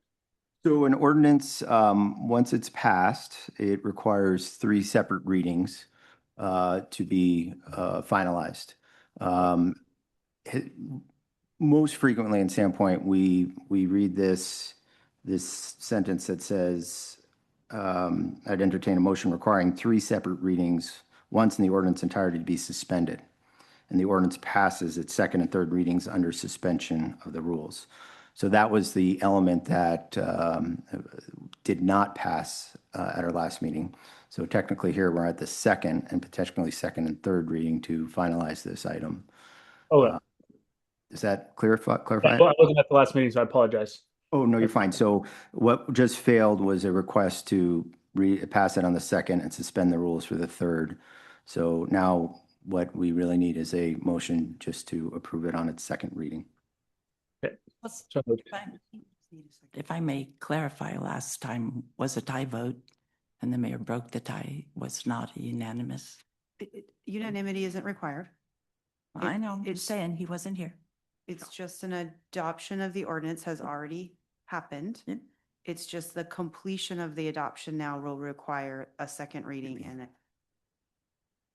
Thank you, guys. I just want to make sure I understand. Appreciate that. So, Councilman Sparrow, did I hear you make a motion to approve the second reading of the ordinance that Yes, was sir. adopted? Is there a second? It's more of a procedural element at this point, from my understanding. and I believe the clerk needs to read the ordinance. So if this fails, it has no impact on the decision. The clerk needs to read the ordinance. And we've already had the motion for the second and the third, so then we'll just bring it back and the clerk will need to read the ordinance at the next meeting. That's all that the council is voting on today. Okay, so we're just adding more time, correct, to our day, right? Correct. Hearing more of our frustration. Second. There was a motion by Spiro, second by Tate, and again, this is just for the second reading. Any discussion? Discussion. So we pass this with a yes vote. We move it to the next meeting. We do the third reading. We do the third reading. And then we, at least my personal perspective is we don't put the city in harm's way of lawsuits but I'd like to go as long as possible. Yep. Okay. It- Discussion. The second and the third formal readings just delay the effective date of the ordinance. Got it. Okay. Thank you. All right, let's do a vote, roll call vote. This is for the second reading. Counselor Schreiber? No. Counselor Tate? Yes. Counselor Duquette? No. Counselor Sparrow? Yes. Counselor Torres? No. Okay, that motion failed. Council members, we have an ordinance, and I'll let legal explain again. I'll try. We have an ordinance that was passed. When you pass an ordinance, it requires 3 readings. I'm not sure those are action items. That's correct. The clerk just reads the ordinance 3 times, then it's passed and adopted. That's correct. What we have before us is the initial request was to skip the second and third reading and just finish this. Those both failed. So now I guess we just have the clerk read the ordinance in its title. Are you prepared to do that? Yeah. Thank you. Go ahead. An ordinance of the city of Sandpoint, Idaho, repealing and replacing Title III, Chapter 12, Sandpoint City Code pertaining to short-term rentals, providing findings, providing for a new Chapter 12 consistent with Idaho Code Section 67-6539 as amended, providing for codification, providing for severability, providing for appeal of conflicting ordinances, and providing an effective date. Thank you, Madam Clerk. And Mr. Mayor, just for clarification, so we have to have at least one of the readings be a reading of the, Full. Yeah, so at the next meeting, she'll need to read the ordinance in its entirety. bring your Wheaties. It's a short order. Okay, good. All right, moving on to new business. The first item under new business is a proposed resolution regarding the adoption of parks, building and grounds, herbicide and pesticide policy for the city. I yield the floor to Planning and Community Development Director Jason Welker. Thank you again, Mayor and Council. April 1st, I believe, we sought direction from council on whether or not you wanted park staff to develop a pesticide and herbicide application policy. This has obviously been a topic of interest among council members in recent months. In fact, thanks to Councilwoman Duquette, we revealed that we did not actually have an adopted policy. And as with any policy in the city, it needs to be adopted by council. So once this policy is adopted, if this policy is adopted tonight, it will become official city policy.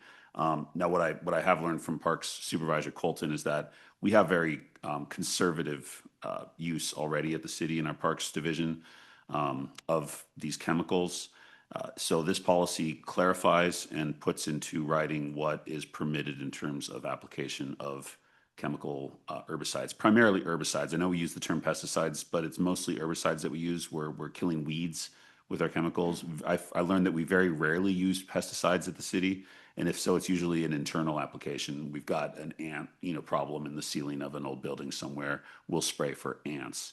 Now, of course, that doesn't mean that pesticides are not used in our parks. They are not used by parks crews in our parks. You're aware that the Festival of Sandpoint, in their contract, is able to ask for permission to use pesticides. This policy, if adopted tonight, will be distributed to them immediately, and they will be expected to adhere to this policy as well.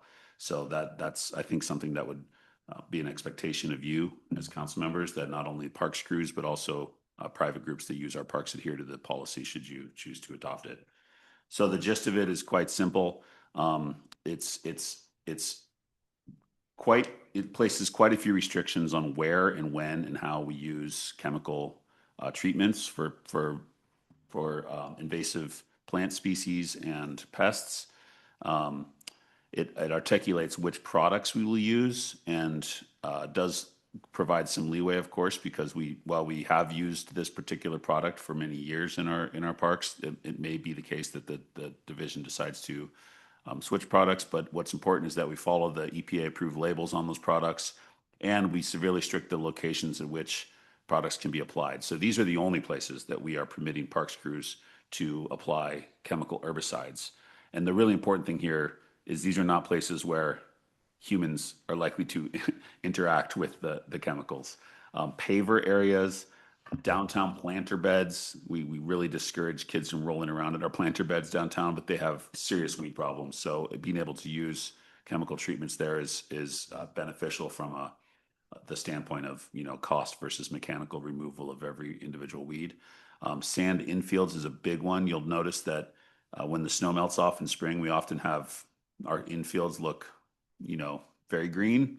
They're not supposed to be. They're supposed to be sand. So being able to treat the infields of our baseball diamonds, and then gravel areas and similar areas where we store parks equipment. For example, around Memorial Field, we have a lot of gravel surrounding more Memorial Field turf, and they tend to become pretty infected with weeds. So that's it for where we can apply chemical herbicides. And then pesticides, as I stated, are not used in our parks. They're primarily used in our buildings when we have things like ant or wasp infestations. And it's very important to treat those quickly. So it does explicitly prohibit use of chemical treatments in turf areas, lawns, sports fields, areas of active recreation, and naturalized park areas. And then, of course, there's very clear guidelines around setbacks from waterways, from stormwater facilities, creating these buffers and establishing BMPs, or best management practices, for how we use chemical treatments is very important. Staying away from wetlands and sensitive areas, and any application that threatens to result in runoff into a waterway. So that's the policy that we've drafted. I worked on this with Colton, who oversees the use of chemicals in our parks. And if adopted, we will print this. We will have a special meeting with all our parks crews who might be tasked with application, and make sure that they're very aware of the new policy. So, and also another important point is that we will practice what we preach. We require the festival to post 72 hours ahead of time if they were going to apply chemicals. Exact same rules apply to us. Just an example of where we are likely to use some herbicides in the near future. You've probably noticed the city parking lot that was redone last year, where we did mulch around all the new tree, or not the new trees, but the existing trees. They've become quite weedy. Quite a lot of weeds have grown in there. So Colton asked if he could apply herbicides in those mulched areas around the trees to take care of the weeds that have grown up since spring. According to this policy, that's not an active recreation area. It's an appropriate area where herbicides could be targeted on directly on the roots of those weeds that have grown up, just to kill them in place. The alternative would be a lot of hard labor, kneeling down and pulling weeds one at a time in that area. And our parks crews are very heavily worked. Allowing them to use these chemicals is a real cost savings to the city, and a time savings in terms of what we can do to maintain our parks. So Colton did, of course, before, I didn't have to tell him, I didn't have to direct him. He's like, okay, well, we'll get the notices printed. We'll put them up in the parking lot, 3 days before we do anything there. I'm like, thank you for remembering that, Colton. Good work. So that's just an example of how this policy is already being followed. But it will become the guiding principle for all future parks' use of chemicals if it's adopted tonight. Thank you, Jason. Are there any council questions? Oh, Mr. Mayor, Councilwoman Duquette. I have questions for you, Jason. I'll do my best. I'm sure you will. And I really appreciate you listening and bringing this to the front, because what was proposed to me, somebody said they saw using Roundup in Travers. And the glyphosate that is used in your Martins is the same percentage, 41%, as in Roundup. Roundup is just another name, so it's the same thing. If you would go back to page 333 on your, I have so many things. Well, are there specific questions? Yeah, You like the there are. policy? You like the policy? Going to. I have so many questions Okay. of Jason. 333. Oh, can you refer to the page in the policy itself? Because I don't have the entire council Well, packet open, just the policy. it- Or perhaps the number. Okay, go back, go up to where you talked about, There's 12 sections to the policy. yeah, go up to where you talked about where you could use. Okay. uh, Oh, nope, one more. There we go. Okay. So I make this a question. You say, no, you don't. It says sand infields of baseball and softball fields. Is everybody aware that the kids that play softball and baseball get on the sand? The pitcher's mound is sand, the catcher's mound spot is sand. The girls I just watched last night slide headfirst into the bases. That's not a good place to be putting this herbicide, in my opinion. Is there something else you could do besides, or take that out of there? I would also ask, planter beds, it will kill the flowers. Those planter beds downtown are stormwater, right? It will go into the water.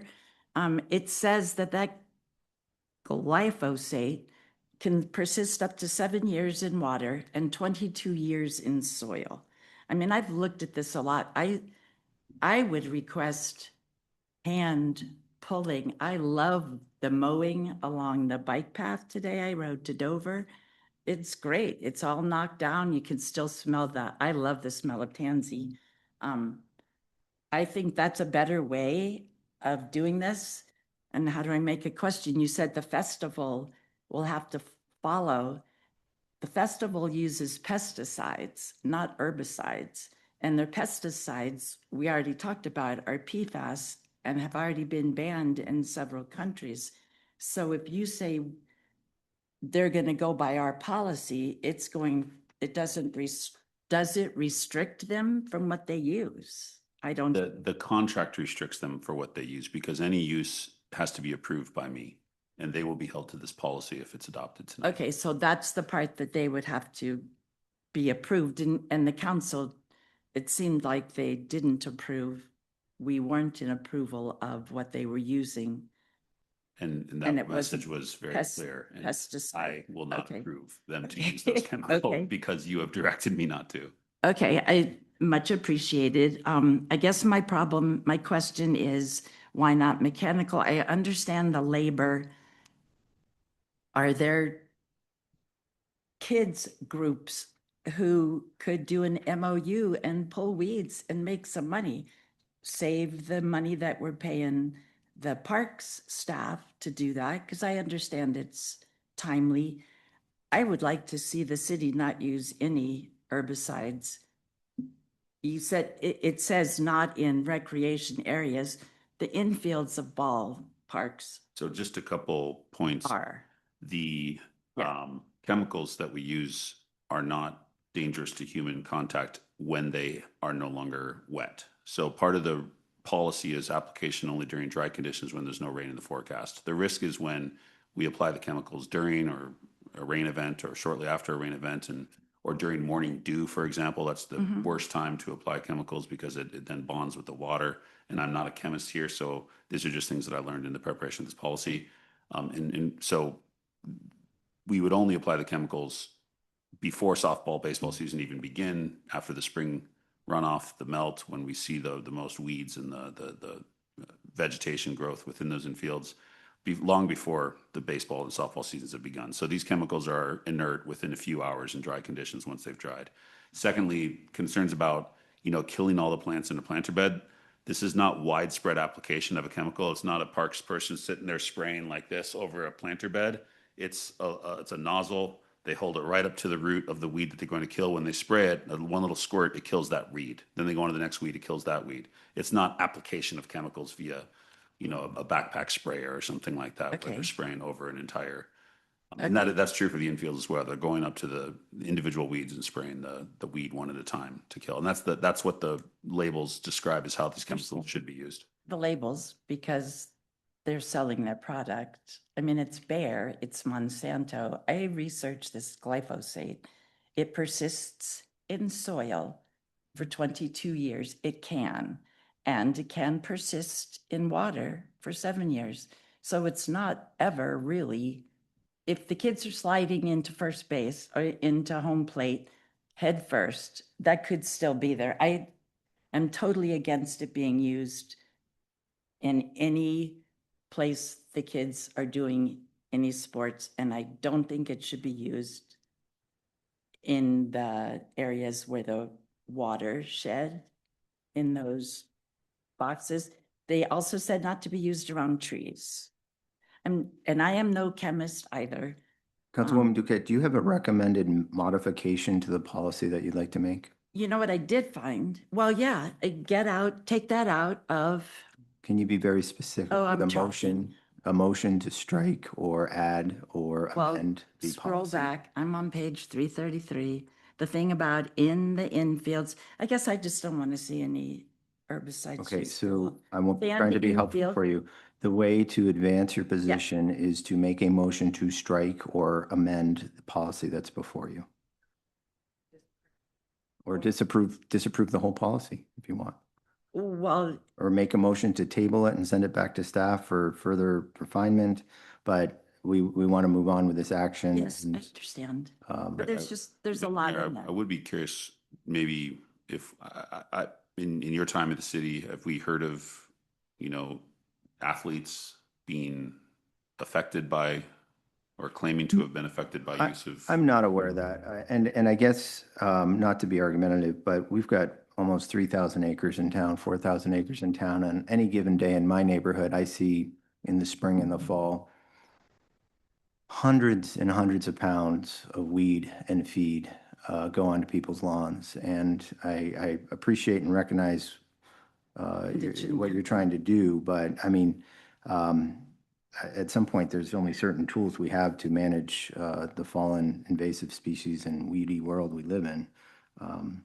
Mowing, Mowing the infills. mechanical, you mentioned mechanical. I did read about, I'm not a chemist or a scientist either. I did read about places that are using steam, hot, like 120 degrees or something, steam water. That's not my job to find an alternative. Ice drink vinegar and all sorts No, of things. and they're saying vinegar's not that good either to the soil. However, I would take out herbicides being used in downtown planter beds, sand infields. And the gravel area is used for storage is fine. I would like to see, I guess I don't, Let me try to help you. So are you trying to make a motion that would amend the policy to remove the use of herbicides in downtown planters, infields, and where else? anywhere the kids are playing in the grass and where there are plants that you care about, flowers and trees, not to be used around trees. Is that a motion, Councilwoman Duquette?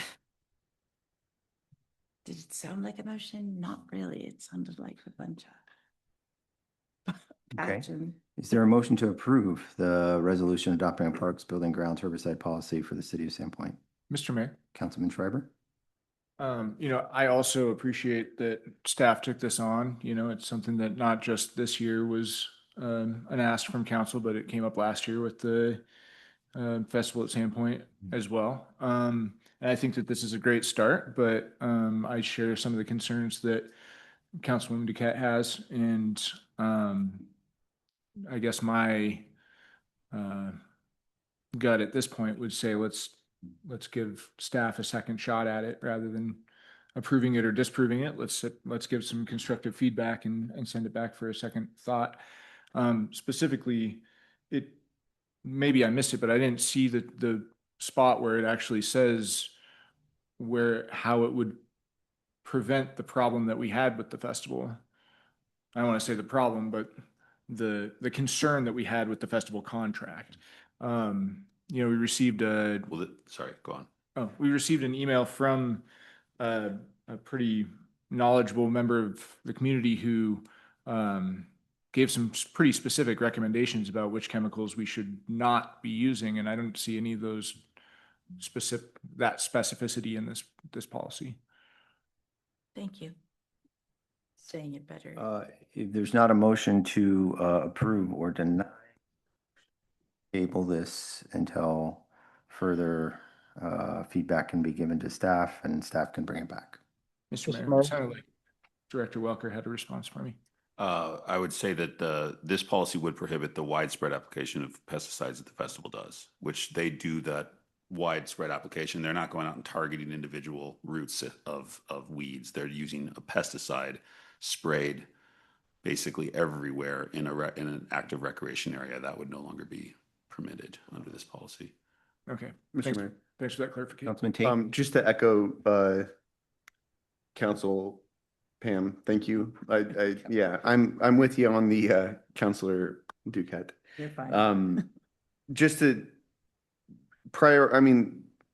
picking clean a softball diamond, I'd be willing to put some taxpayer dollars towards that, like a mechanical way to, rather than have some kind of pretty detrimental chemical that's pretty well established to be not a good one in the sand, and just be aware of where it's going and where kids are going. And if there can be a little more care taken to that, I appreciate how much we have as far as grass goes, but maybe a little more honed in detail to look out for our most vulnerable population. And I don't know if a interaction with Roundup is going to show up the next day. I mean, it's kind of like science is definitely complex, and playing in a Roundup field might not show up until you're 50. So we don't know a lot, but we do know that Monsanto and Roundup is definitely not that great. But also, what's the trade-off? More budget for weed pulling? Discussion. Mr. Mayor, Councilman Torres? just wanted to thank staff. I've not seen, I learned a ton about this, and I think you guys did an excellent job on this, and I think that it was well thought out. But I'll support the other counselors strictly because I'm just learning about a lot of this stuff as well. And so a lot of this is some of the stuff that they're bringing up is new information, but awesome job. I think that this is very, very helpful. Thank you. Mr. Mayor. Go ahead, Councilman Sparrow. I want to thank Councilor Duquette as well for getting us up to speed on this. I just want to make sure that staff understands that I understand what is staff confused. Jason, are you confused on, if this is denied tonight or you have to do more homework? Do you understand what you need to do? Or is this something that council is going to research and bring to you? I'm a little confused on moving The direction I've taken is that you'd like to see interiors of ball fields removed from an area where they're able to be applied, downtown planter boxes where they're allowed to be applied, and gravel areas where parked vehicles are stored, paver areas, or is it just those two? Because we could just remove those two, probably just by an amendment right now, and we could adopt this policy. The question then is, do you want to put more money in the budget to hire people to pull weeds in downtown planter boxes? Do you want to put more money in the budget to hire teams to go out and weed ball fields in the spring? Because that's not something we have the staff to do. So there's consequences of that decision, whereas right now it's very, very cheap, and one staff person can do that in a day, once a year, one day a year, and we're done. But manually weeding fields is going to be a labor-intensive job that will require funding for possibly an additional parks position. So just think about that. May I ask if that's for Councilwoman Duquette? mowing? Mowing, we mow, and we don't apply any chemicals in the grassy area, so this doesn't affect our grass, but we don't mow our sand in fields. We do till them once or twice a year behind the tractor, but that, if we haven't weeded them at that point, that perpetuates the weeds. You can't till a weeded infield because then you just get more weeds. So Mr. we Mayor. till, and then we till. That's usually what we say. Councilman Spiro. I just made that up. That's No, I think this is funny. We drove by Dubs today, and all my kids were just, they were all like, wow, there's a bunch of grass in the sand. And so I actually never noticed it till today. Um, so I'm just trying to think, like, I mean, are we saying we know for sure that what you've provided, Jason, that the what you guys are using is Monsanto and there's these chemicals? Like, we know that all this stuff for a fact, or we're just hoping that's not the case? It's not Roundup. It is a similar chemical that it contains glyphosate. Okay, and the concern is that particular product or chemical. Is that, am I understanding that correctly? That's my concern. I hear it in the news a lot these days. Yes. Okay, so that's kind of the consensus that that chemical could be bad if it stays in the ground. You know, what I'm hearing is one side saying once it goes in the ground, it's dry, it's a done deal. I'm hearing another side say like that might be true or it may not be true. We don't know. Is that correct? I've not heard an expert speak to this, Joel, Councilman Espiro, so I've just heard the conjecture that has been floated around. Yeah, because I mean, I'm in the same ballpark. Monsanto is not my best friend. I think we're all in agreement there. I'm just trying to also think, Jason, from a practical standpoint, like looking at all that grass in the sand field, for example, what does a man hours look like for something like this? I mean, I've heard some council members today talk about being fiscally conservative, you know, so it's always a hard balance between being fiscally conservative, which I completely agree with, and also trying to do the best we can to protect the citizens. So what does that look like from a practical standpoint? Or we just leave it, right? We just let the weeds grow. We let the ball fields be a little grassy. I mean, that is a possibility. It doesn't look great, but that is a possibility. I would encourage council members to do their own research. Talk to the parents of the baseball and softball players in town. Talk to the adults who participate in our softball league, which we have about 80 signed up for the softball league that's about to start, and see what their concerns are. Talk to the users and see if they would prefer that we don't use chemicals in the infields. Right. So what does the manpower look like in a like all the planter boxes? Because in my mind, it's either we do it all or we just don't do it at all, right? Like, what would it matter if we got like 2 planter boxes fully weeded out and we got 20 that just aren't because we don't have enough money or manpower? Do you have an idea what the manpower would look like for I'd have doing to it? sit down with Colton. Okay. So if you don't have that, that's fine. I'm just trying to think through this as we move forward. I mean, the average wage of our parks employees is probably around $24 an hour, $23, $24, $25 an hour. And you can imagine what 5 ball fields of the interiors of those ball fields will take to pull thousands of weeds out of each infield every spring. Right. Okay. And That's, yeah. I mean, I would assume it's a lot. And so, okay, thank you very much. All right, council members, we've had a lengthy discussion on this subject. Is there a motion to table it and send it back to staff for refinement, or is there a motion to strike certain lines to withdraw the use of herbicides from ball fields and planter boxes, or what is your pleasure? Mr. Mayor, Go ahead, Councilman Shrives.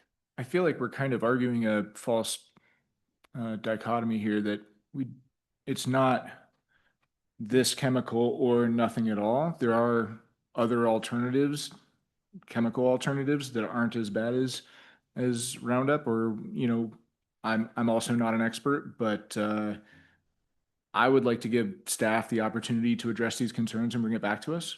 Does that sound reasonable? Mr. Mayor, I concur with Councilman Schreiber. I appreciate that correction. I think that's a fair assessment. I would maybe propose that we bring in an expert because we don't have an expert on staff. I mean, this is, I'm not in a position to weigh the advantage or disadvantage of specific chemicals. And it's quite frankly something I don't have the interest in learning.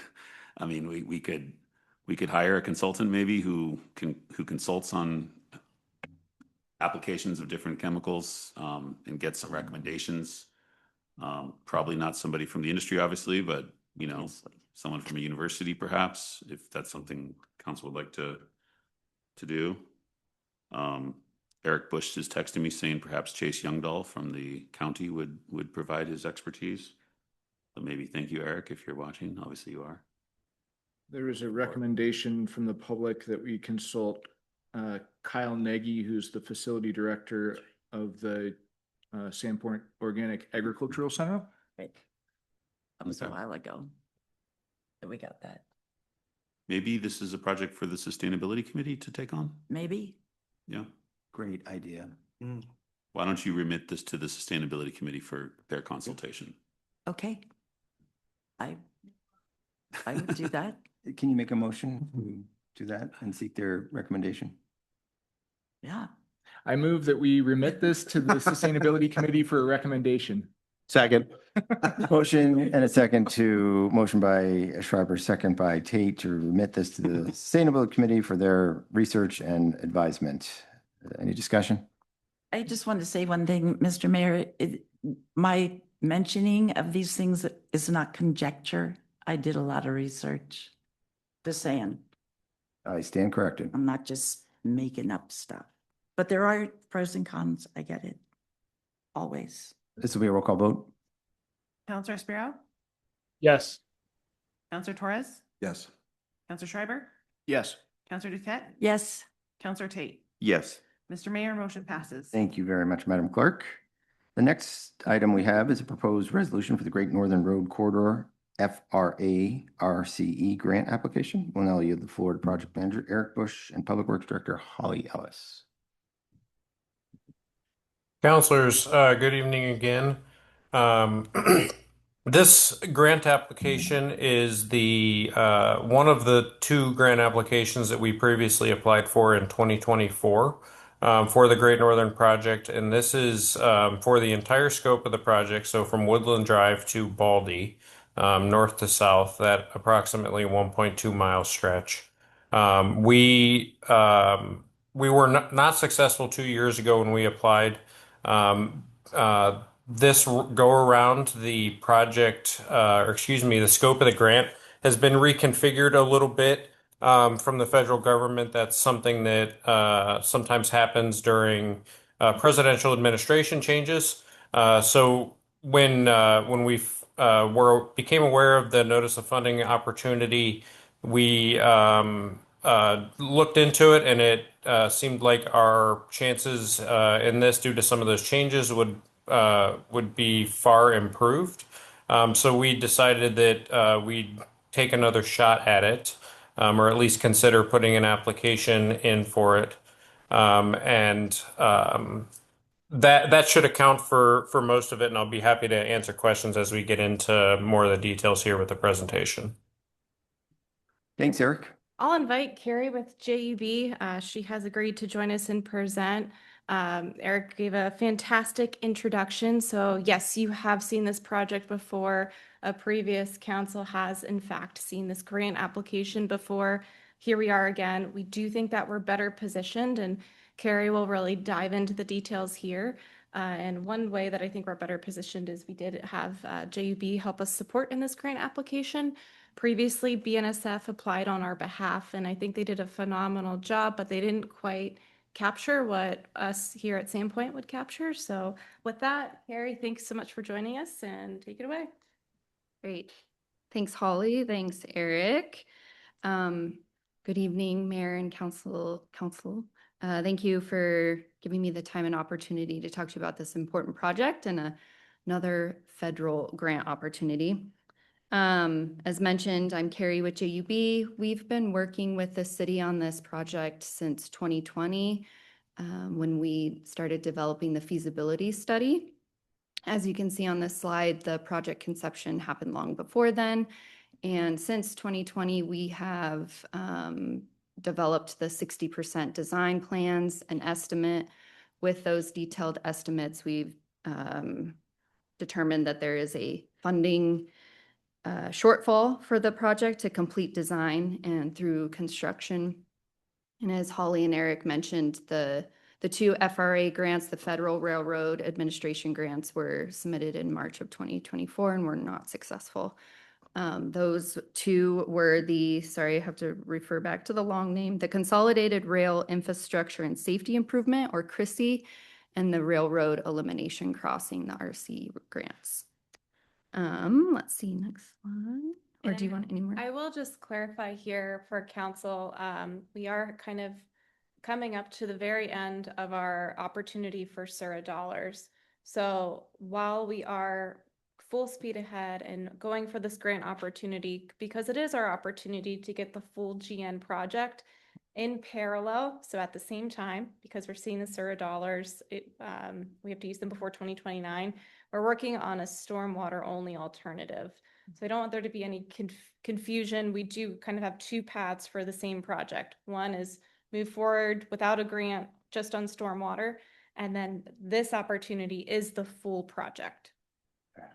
And just to clarify, sorry, Carrie, if this feels a little bit last minute, typically with these Federal Railroad Administration grants, you have a 3 to 4 month window between when the grants are announced and when the applications are due. This notice of funding opportunity had about 6 weeks, so it's a heavy lift to pull an application like this together. So. If it feels a little bit last minute, that's part of the reason why. Yeah, good background. As you all know, the Great Northern Road is an important, heavily used road that is in need of significant utility, roadway geometry, drainage, multimodal, and railroad crossing safety improvements. There are 5 high-speed, high-use railroad crossings along this single corridor that require improved and modified infrastructure. These improvements are a significant piece of the overall project, offering the why can I say that? Eligibility. Thank you.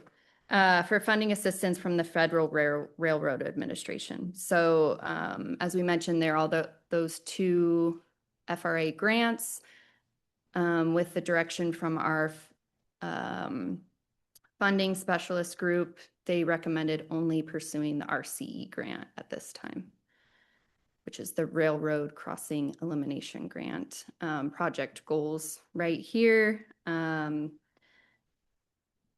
So let's see, this grant provides funding for roadway rail or pathway rail grade crossing projects that will improve safety and mobility of people and goods, which is pretty spot on for Great Northern Road. And in this program, in the current funding year, there is approximately 1.15 billion available.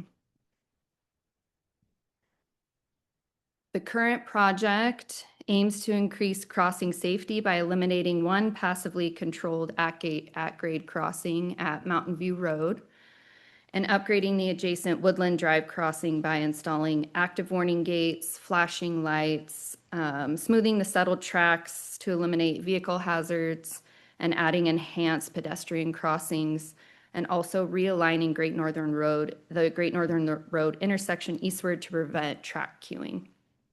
The project also is targeting realignment of Great Northern Road at the Gooby Road crossing, in order to eliminate the blind angled hazards, safely house new active warning infrastructure, and prevent motorcycle and bike tires from getting trapped in the track envelope.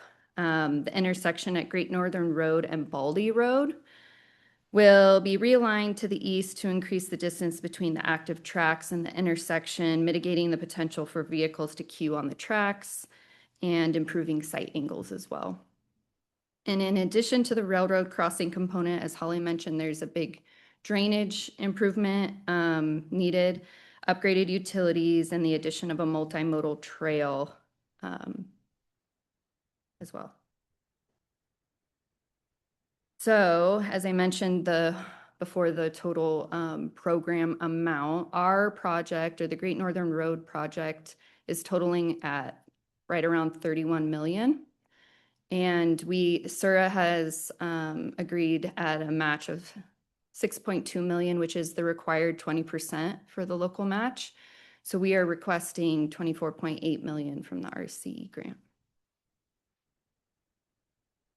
Let's see.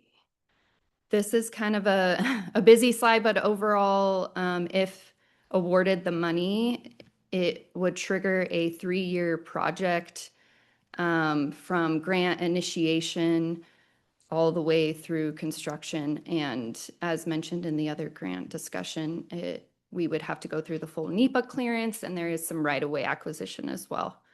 So this takes us through, I guess, that 36-month look ahead.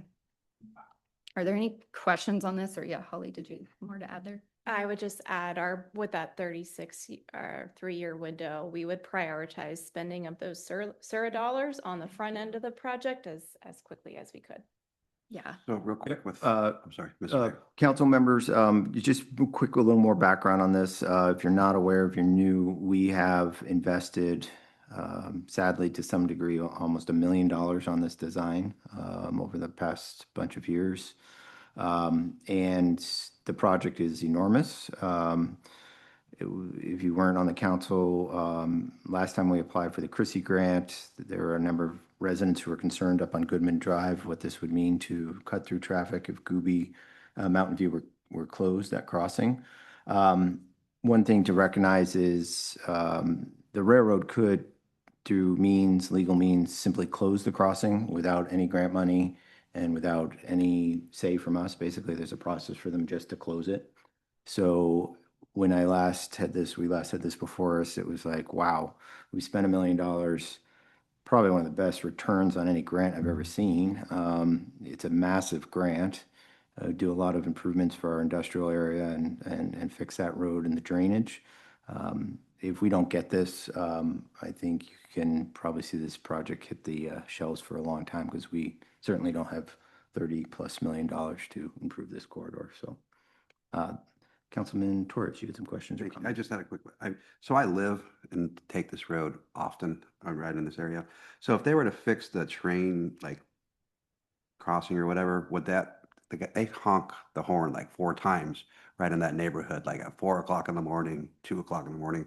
Would that be an option to stop that, or? I'm not an expert on quiet zones. We, unfortunately, the PM here, and Eric, maybe you know, but I think with the addition of the crossing arms and the advanced lighting and signage, that could potentially eliminate the need for them to signal. Carrie, I think you nailed it. Counselor Torres, I think that was you that asked that question. Having what's called a quiet zone crossing in kind of railroad terminology is certainly an option as we progress in this project. That's definitely something that could be included in the ultimate scope if we were successful in this.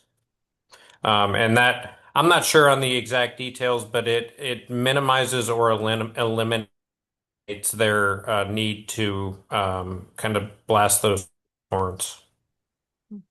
Excellent. Thank you. Yeah, and I'll just add that there's been a lot of coordination with BNSF and ITD on these crossings. We've had 2 diagnostic field investigations with them and reports done. And Mountain View Road is a redundant crossing with its proximity to Woodland, and very deficient, with millions of dollars of design improvements needed at that crossing alone that could be reallocated to Woodland. Mr. Mayor, one more question. And so there would be, because I ride my bike through there too. So there's indicated like bike routes and everything on the side there and all that. And would Yeah. that go through the whole road Go from? back. Oh, sorry. Yeah, so there's a couple other interesting things here. Great Northern Road, and correct me if I'm wrong, sits within the railroad right of way. Yep. They've, as far as I'm concerned, they've allowed us to maintain it over the years. The last big maintenance project we did out there, I think, was 08 or 09, and it's imploding again. And that's because it's not built on road base and anything. So this would move the road a little bit to the east, a dedicated right of way, pedestrian amenities east of that, and build it on a proper base foundation that should last for decades. Awesome. And fix the drainage. Go ahead, Councilman Tate. So the intersection at the Gooby Mhm. will kind of take like a hard 90 and over. Yeah, so right now it's at an angle, and with the proposed design, it would be more perpendicular to the railroad crossing, better sight angles, moving the traffic away from the live And crossing. while we're sharing personal stories of this road, I fell into the railroad track 6 years ago. On a road bike? Shattered my foot, was on a knee scooter for 8 weeks and still limp to this day. So it's embarrassing to fall on a railroad track, but it's possible. Super easy. I am a good cyclist, but I would love to see that safety. I know someone hit the Schweitzer one before too and got pretty messed up in the last decade maybe. So yeah, they're dangerous, and that one's especially. So Yeah, and new concrete panels, crossing panels at the railroad crossings is included in the cost estimate. yeah, cool. I like it. Ironic. Councilman Schreiber? Thank you, Mayor. Yeah, I guess my concern with this project, well, one of my concerns is the same concern that was sort of brought up with the phase 3 discussion, that eliminating an access point is going to concentrate traffic on the other access points. And will that lead to those intersections failing and additional work need to be done down the road after we've already spent all of the money that we have for this project? I'm assuming 6.1 is going to completely drain the northern district. Or less. Yeah, so we'll have no money for any other projects. We'll be pushing more traffic to other intersections and have no money to fix those intersections. So that's a concern for me. With the elimination of our ACI, there's really no telling what the county is going to allow to be built out in those big fields out there. So could definitely create a situation where we have hundreds, if not thousands, of people using those intersections that don't live there today. So that's my primary concern with eliminating the crossing, which is obviously the only reason the railroad's going to give us this money, right? They're not going to give us this grant if we don't agree to eliminate Mountain View. Well, it's not our decision. It's theirs. We don't have any say. They could just notify the public tomorrow that they're closing it. But that's a requirement of the grant, right? It's the crossing elimination grant. It's in support of the crossing elimination and other enhancements and safety improvements for the corridor. Yes, this is a road crossing elimination grant. Right. And so we're highlighting all of the safety improvements and railway crossing improvements of this project. And ITD, as the mayor correctly said, could come in at any point and close Mountain View. This would be our opportunity to see a benefit from that and get grant dollars with it. As in closing, like they just close that road off? Yeah. Okay. Safety is a priority for them. They look at this corridor and they see a lot of costs, a lot of maintenance costs. These are, there have been accidents at these intersections. They're unsafe. Mountain View doesn't have arms. Woodland doesn't have arms, so they see a lot of improvement. When would they close it? I don't know, but it's somewhere on their radar. So this would be Sandpoint's opportunity to be at the table and see improvements with it. Yeah, Mr. Mayor. And councilors, if I could briefly, Mayor Grimm hit on something just a minute ago as well regarding Great Northern being on BNSF's right of way. That's the entirety of Great Northern north of Turbine Drive, so from Turbine to Woodland Drive. It is not on city-owned right of way. The current alignment of the road, it's on BNSF right of way. BNSF has allowed the road to remain there and of course the city to undertake maintenance there. But part of that is because we have been being good neighbors to BNSF or attempting to in pursuing this project. BNSF could have has the ability to say, city, you no longer can operate a road within our right of way. It's not something that's super likely, but it is within their ability as the owner of that right of way. All right, council, any other discussion? Is there a motion? Mr. Mayor, I have a question. Go ahead, Councilwoman Duquette. Again, could you go back to that map? Sorry. Yeah. And so is all of Great Northern Road on railway right of way? Just from Quest or the Hare north. Okay, so that's, This would move it into. so its own that right of the way. little turn, Mhm. it goes around the building, because I was at the SURA meeting, and so Mhm. I got to hear a little of this earlier. Does that take us, is that the only section? Could The- you show me on there where? The whole project from Gooby North Okay. would move the road into its new city-owned right-of-way. So it would move the whole road? I'm Yeah. looking at that Yep. turn. Yep. Is that the It would only? acquire property by the Right. Coxes, and then it would Right. move the rest of the road east. Oh, I didn't realize it would move the road east. And Uh, that's, Mayor Grimm and Councilor Duquette, small point of clarity. A portion of the road would remain in BNSF's right of way, and they are more than okay with that under the implication that we're improving stormwater challenges there and making the Mountain View and Woodland Drive intersection safer. As Great Northern approaches Woodland Drive on the north, it would exit BNSF's right of way and be on city right of way for the last approximately 400 or 500 feet just south of Woodland. Thanks for that correction, Eric. right. So there still would be some that's on their right of way that they could do what they want with at some point. I would love to see a nice bike path on that road. It is dangerous. Isn't there a bike path on the east side Yeah, in the there- design? And Very then- little spot. Yeah, oh, there's the alignment. You see this? Bike path. Right, yeah. I do think that road needs to be fixed for sure. The acquisition of private property, I'm not real sure about. And I know last time we wanted to cut off Mountain View Drive, a lot of people were not happy with that. So that's something that we'd have to tend. I think, Also, I think for the 20-ish residents up on Goodman, if we could amend this to get a silent crossing or a quiet zone at the Woodland crossing, probably be a pretty good trade-off. appease them.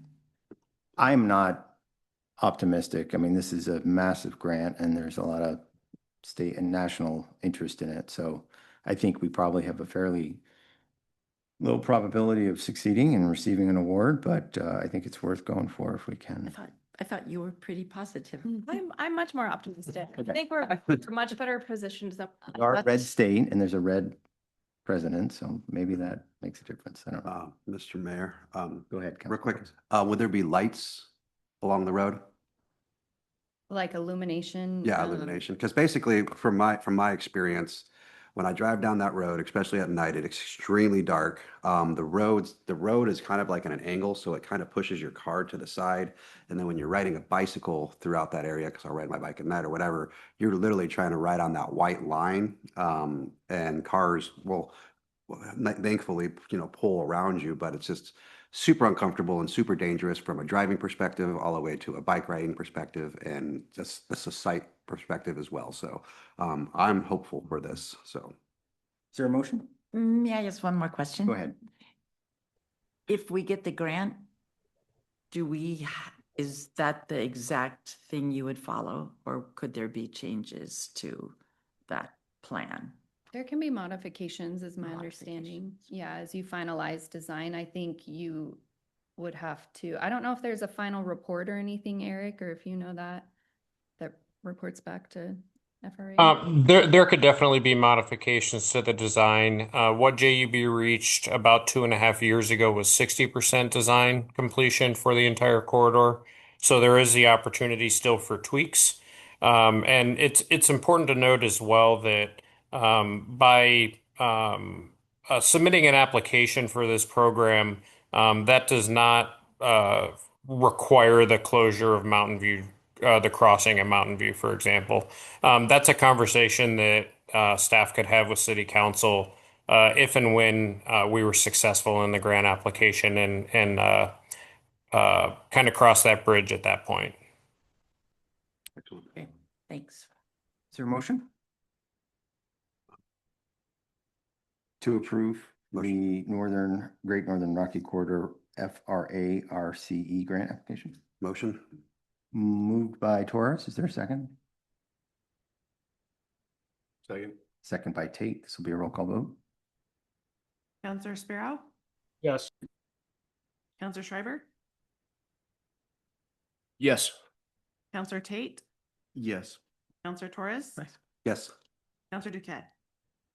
Yes, Mr. Mayor, motion passes. Excellent. Thank you very much, Madam Clerk. Thank you. Moving right along to item 11. At this time, I'd entertain a motion to convene an executive session pursuant to Idaho Code 742061C to acquire an interest property not owned by a public agency, Idaho Code Section 742061F to communicate with legal counsel for the public agency to discuss the legal ramifications and legal opinions of pending litigation or controversies not yet being litigated but imminently likely to be litigated. Is there a motion? So moved. Second. Moved by Schreiber, second by Duquette. This will be a roll call vote. Counselor Torres, Yes. Counselor Duquette, Yes. Counselor Tate, Yes. Counselor Spiro. Yes. Counselor Schreiber. Yes. Mr. Mayor, motion passes. Thank you, Madam Clerk. At this time, I'd ask everyone not participating in the session to please exit the room, and the meeting recording will now end. Good night, and thank you for everyone who attended this evening.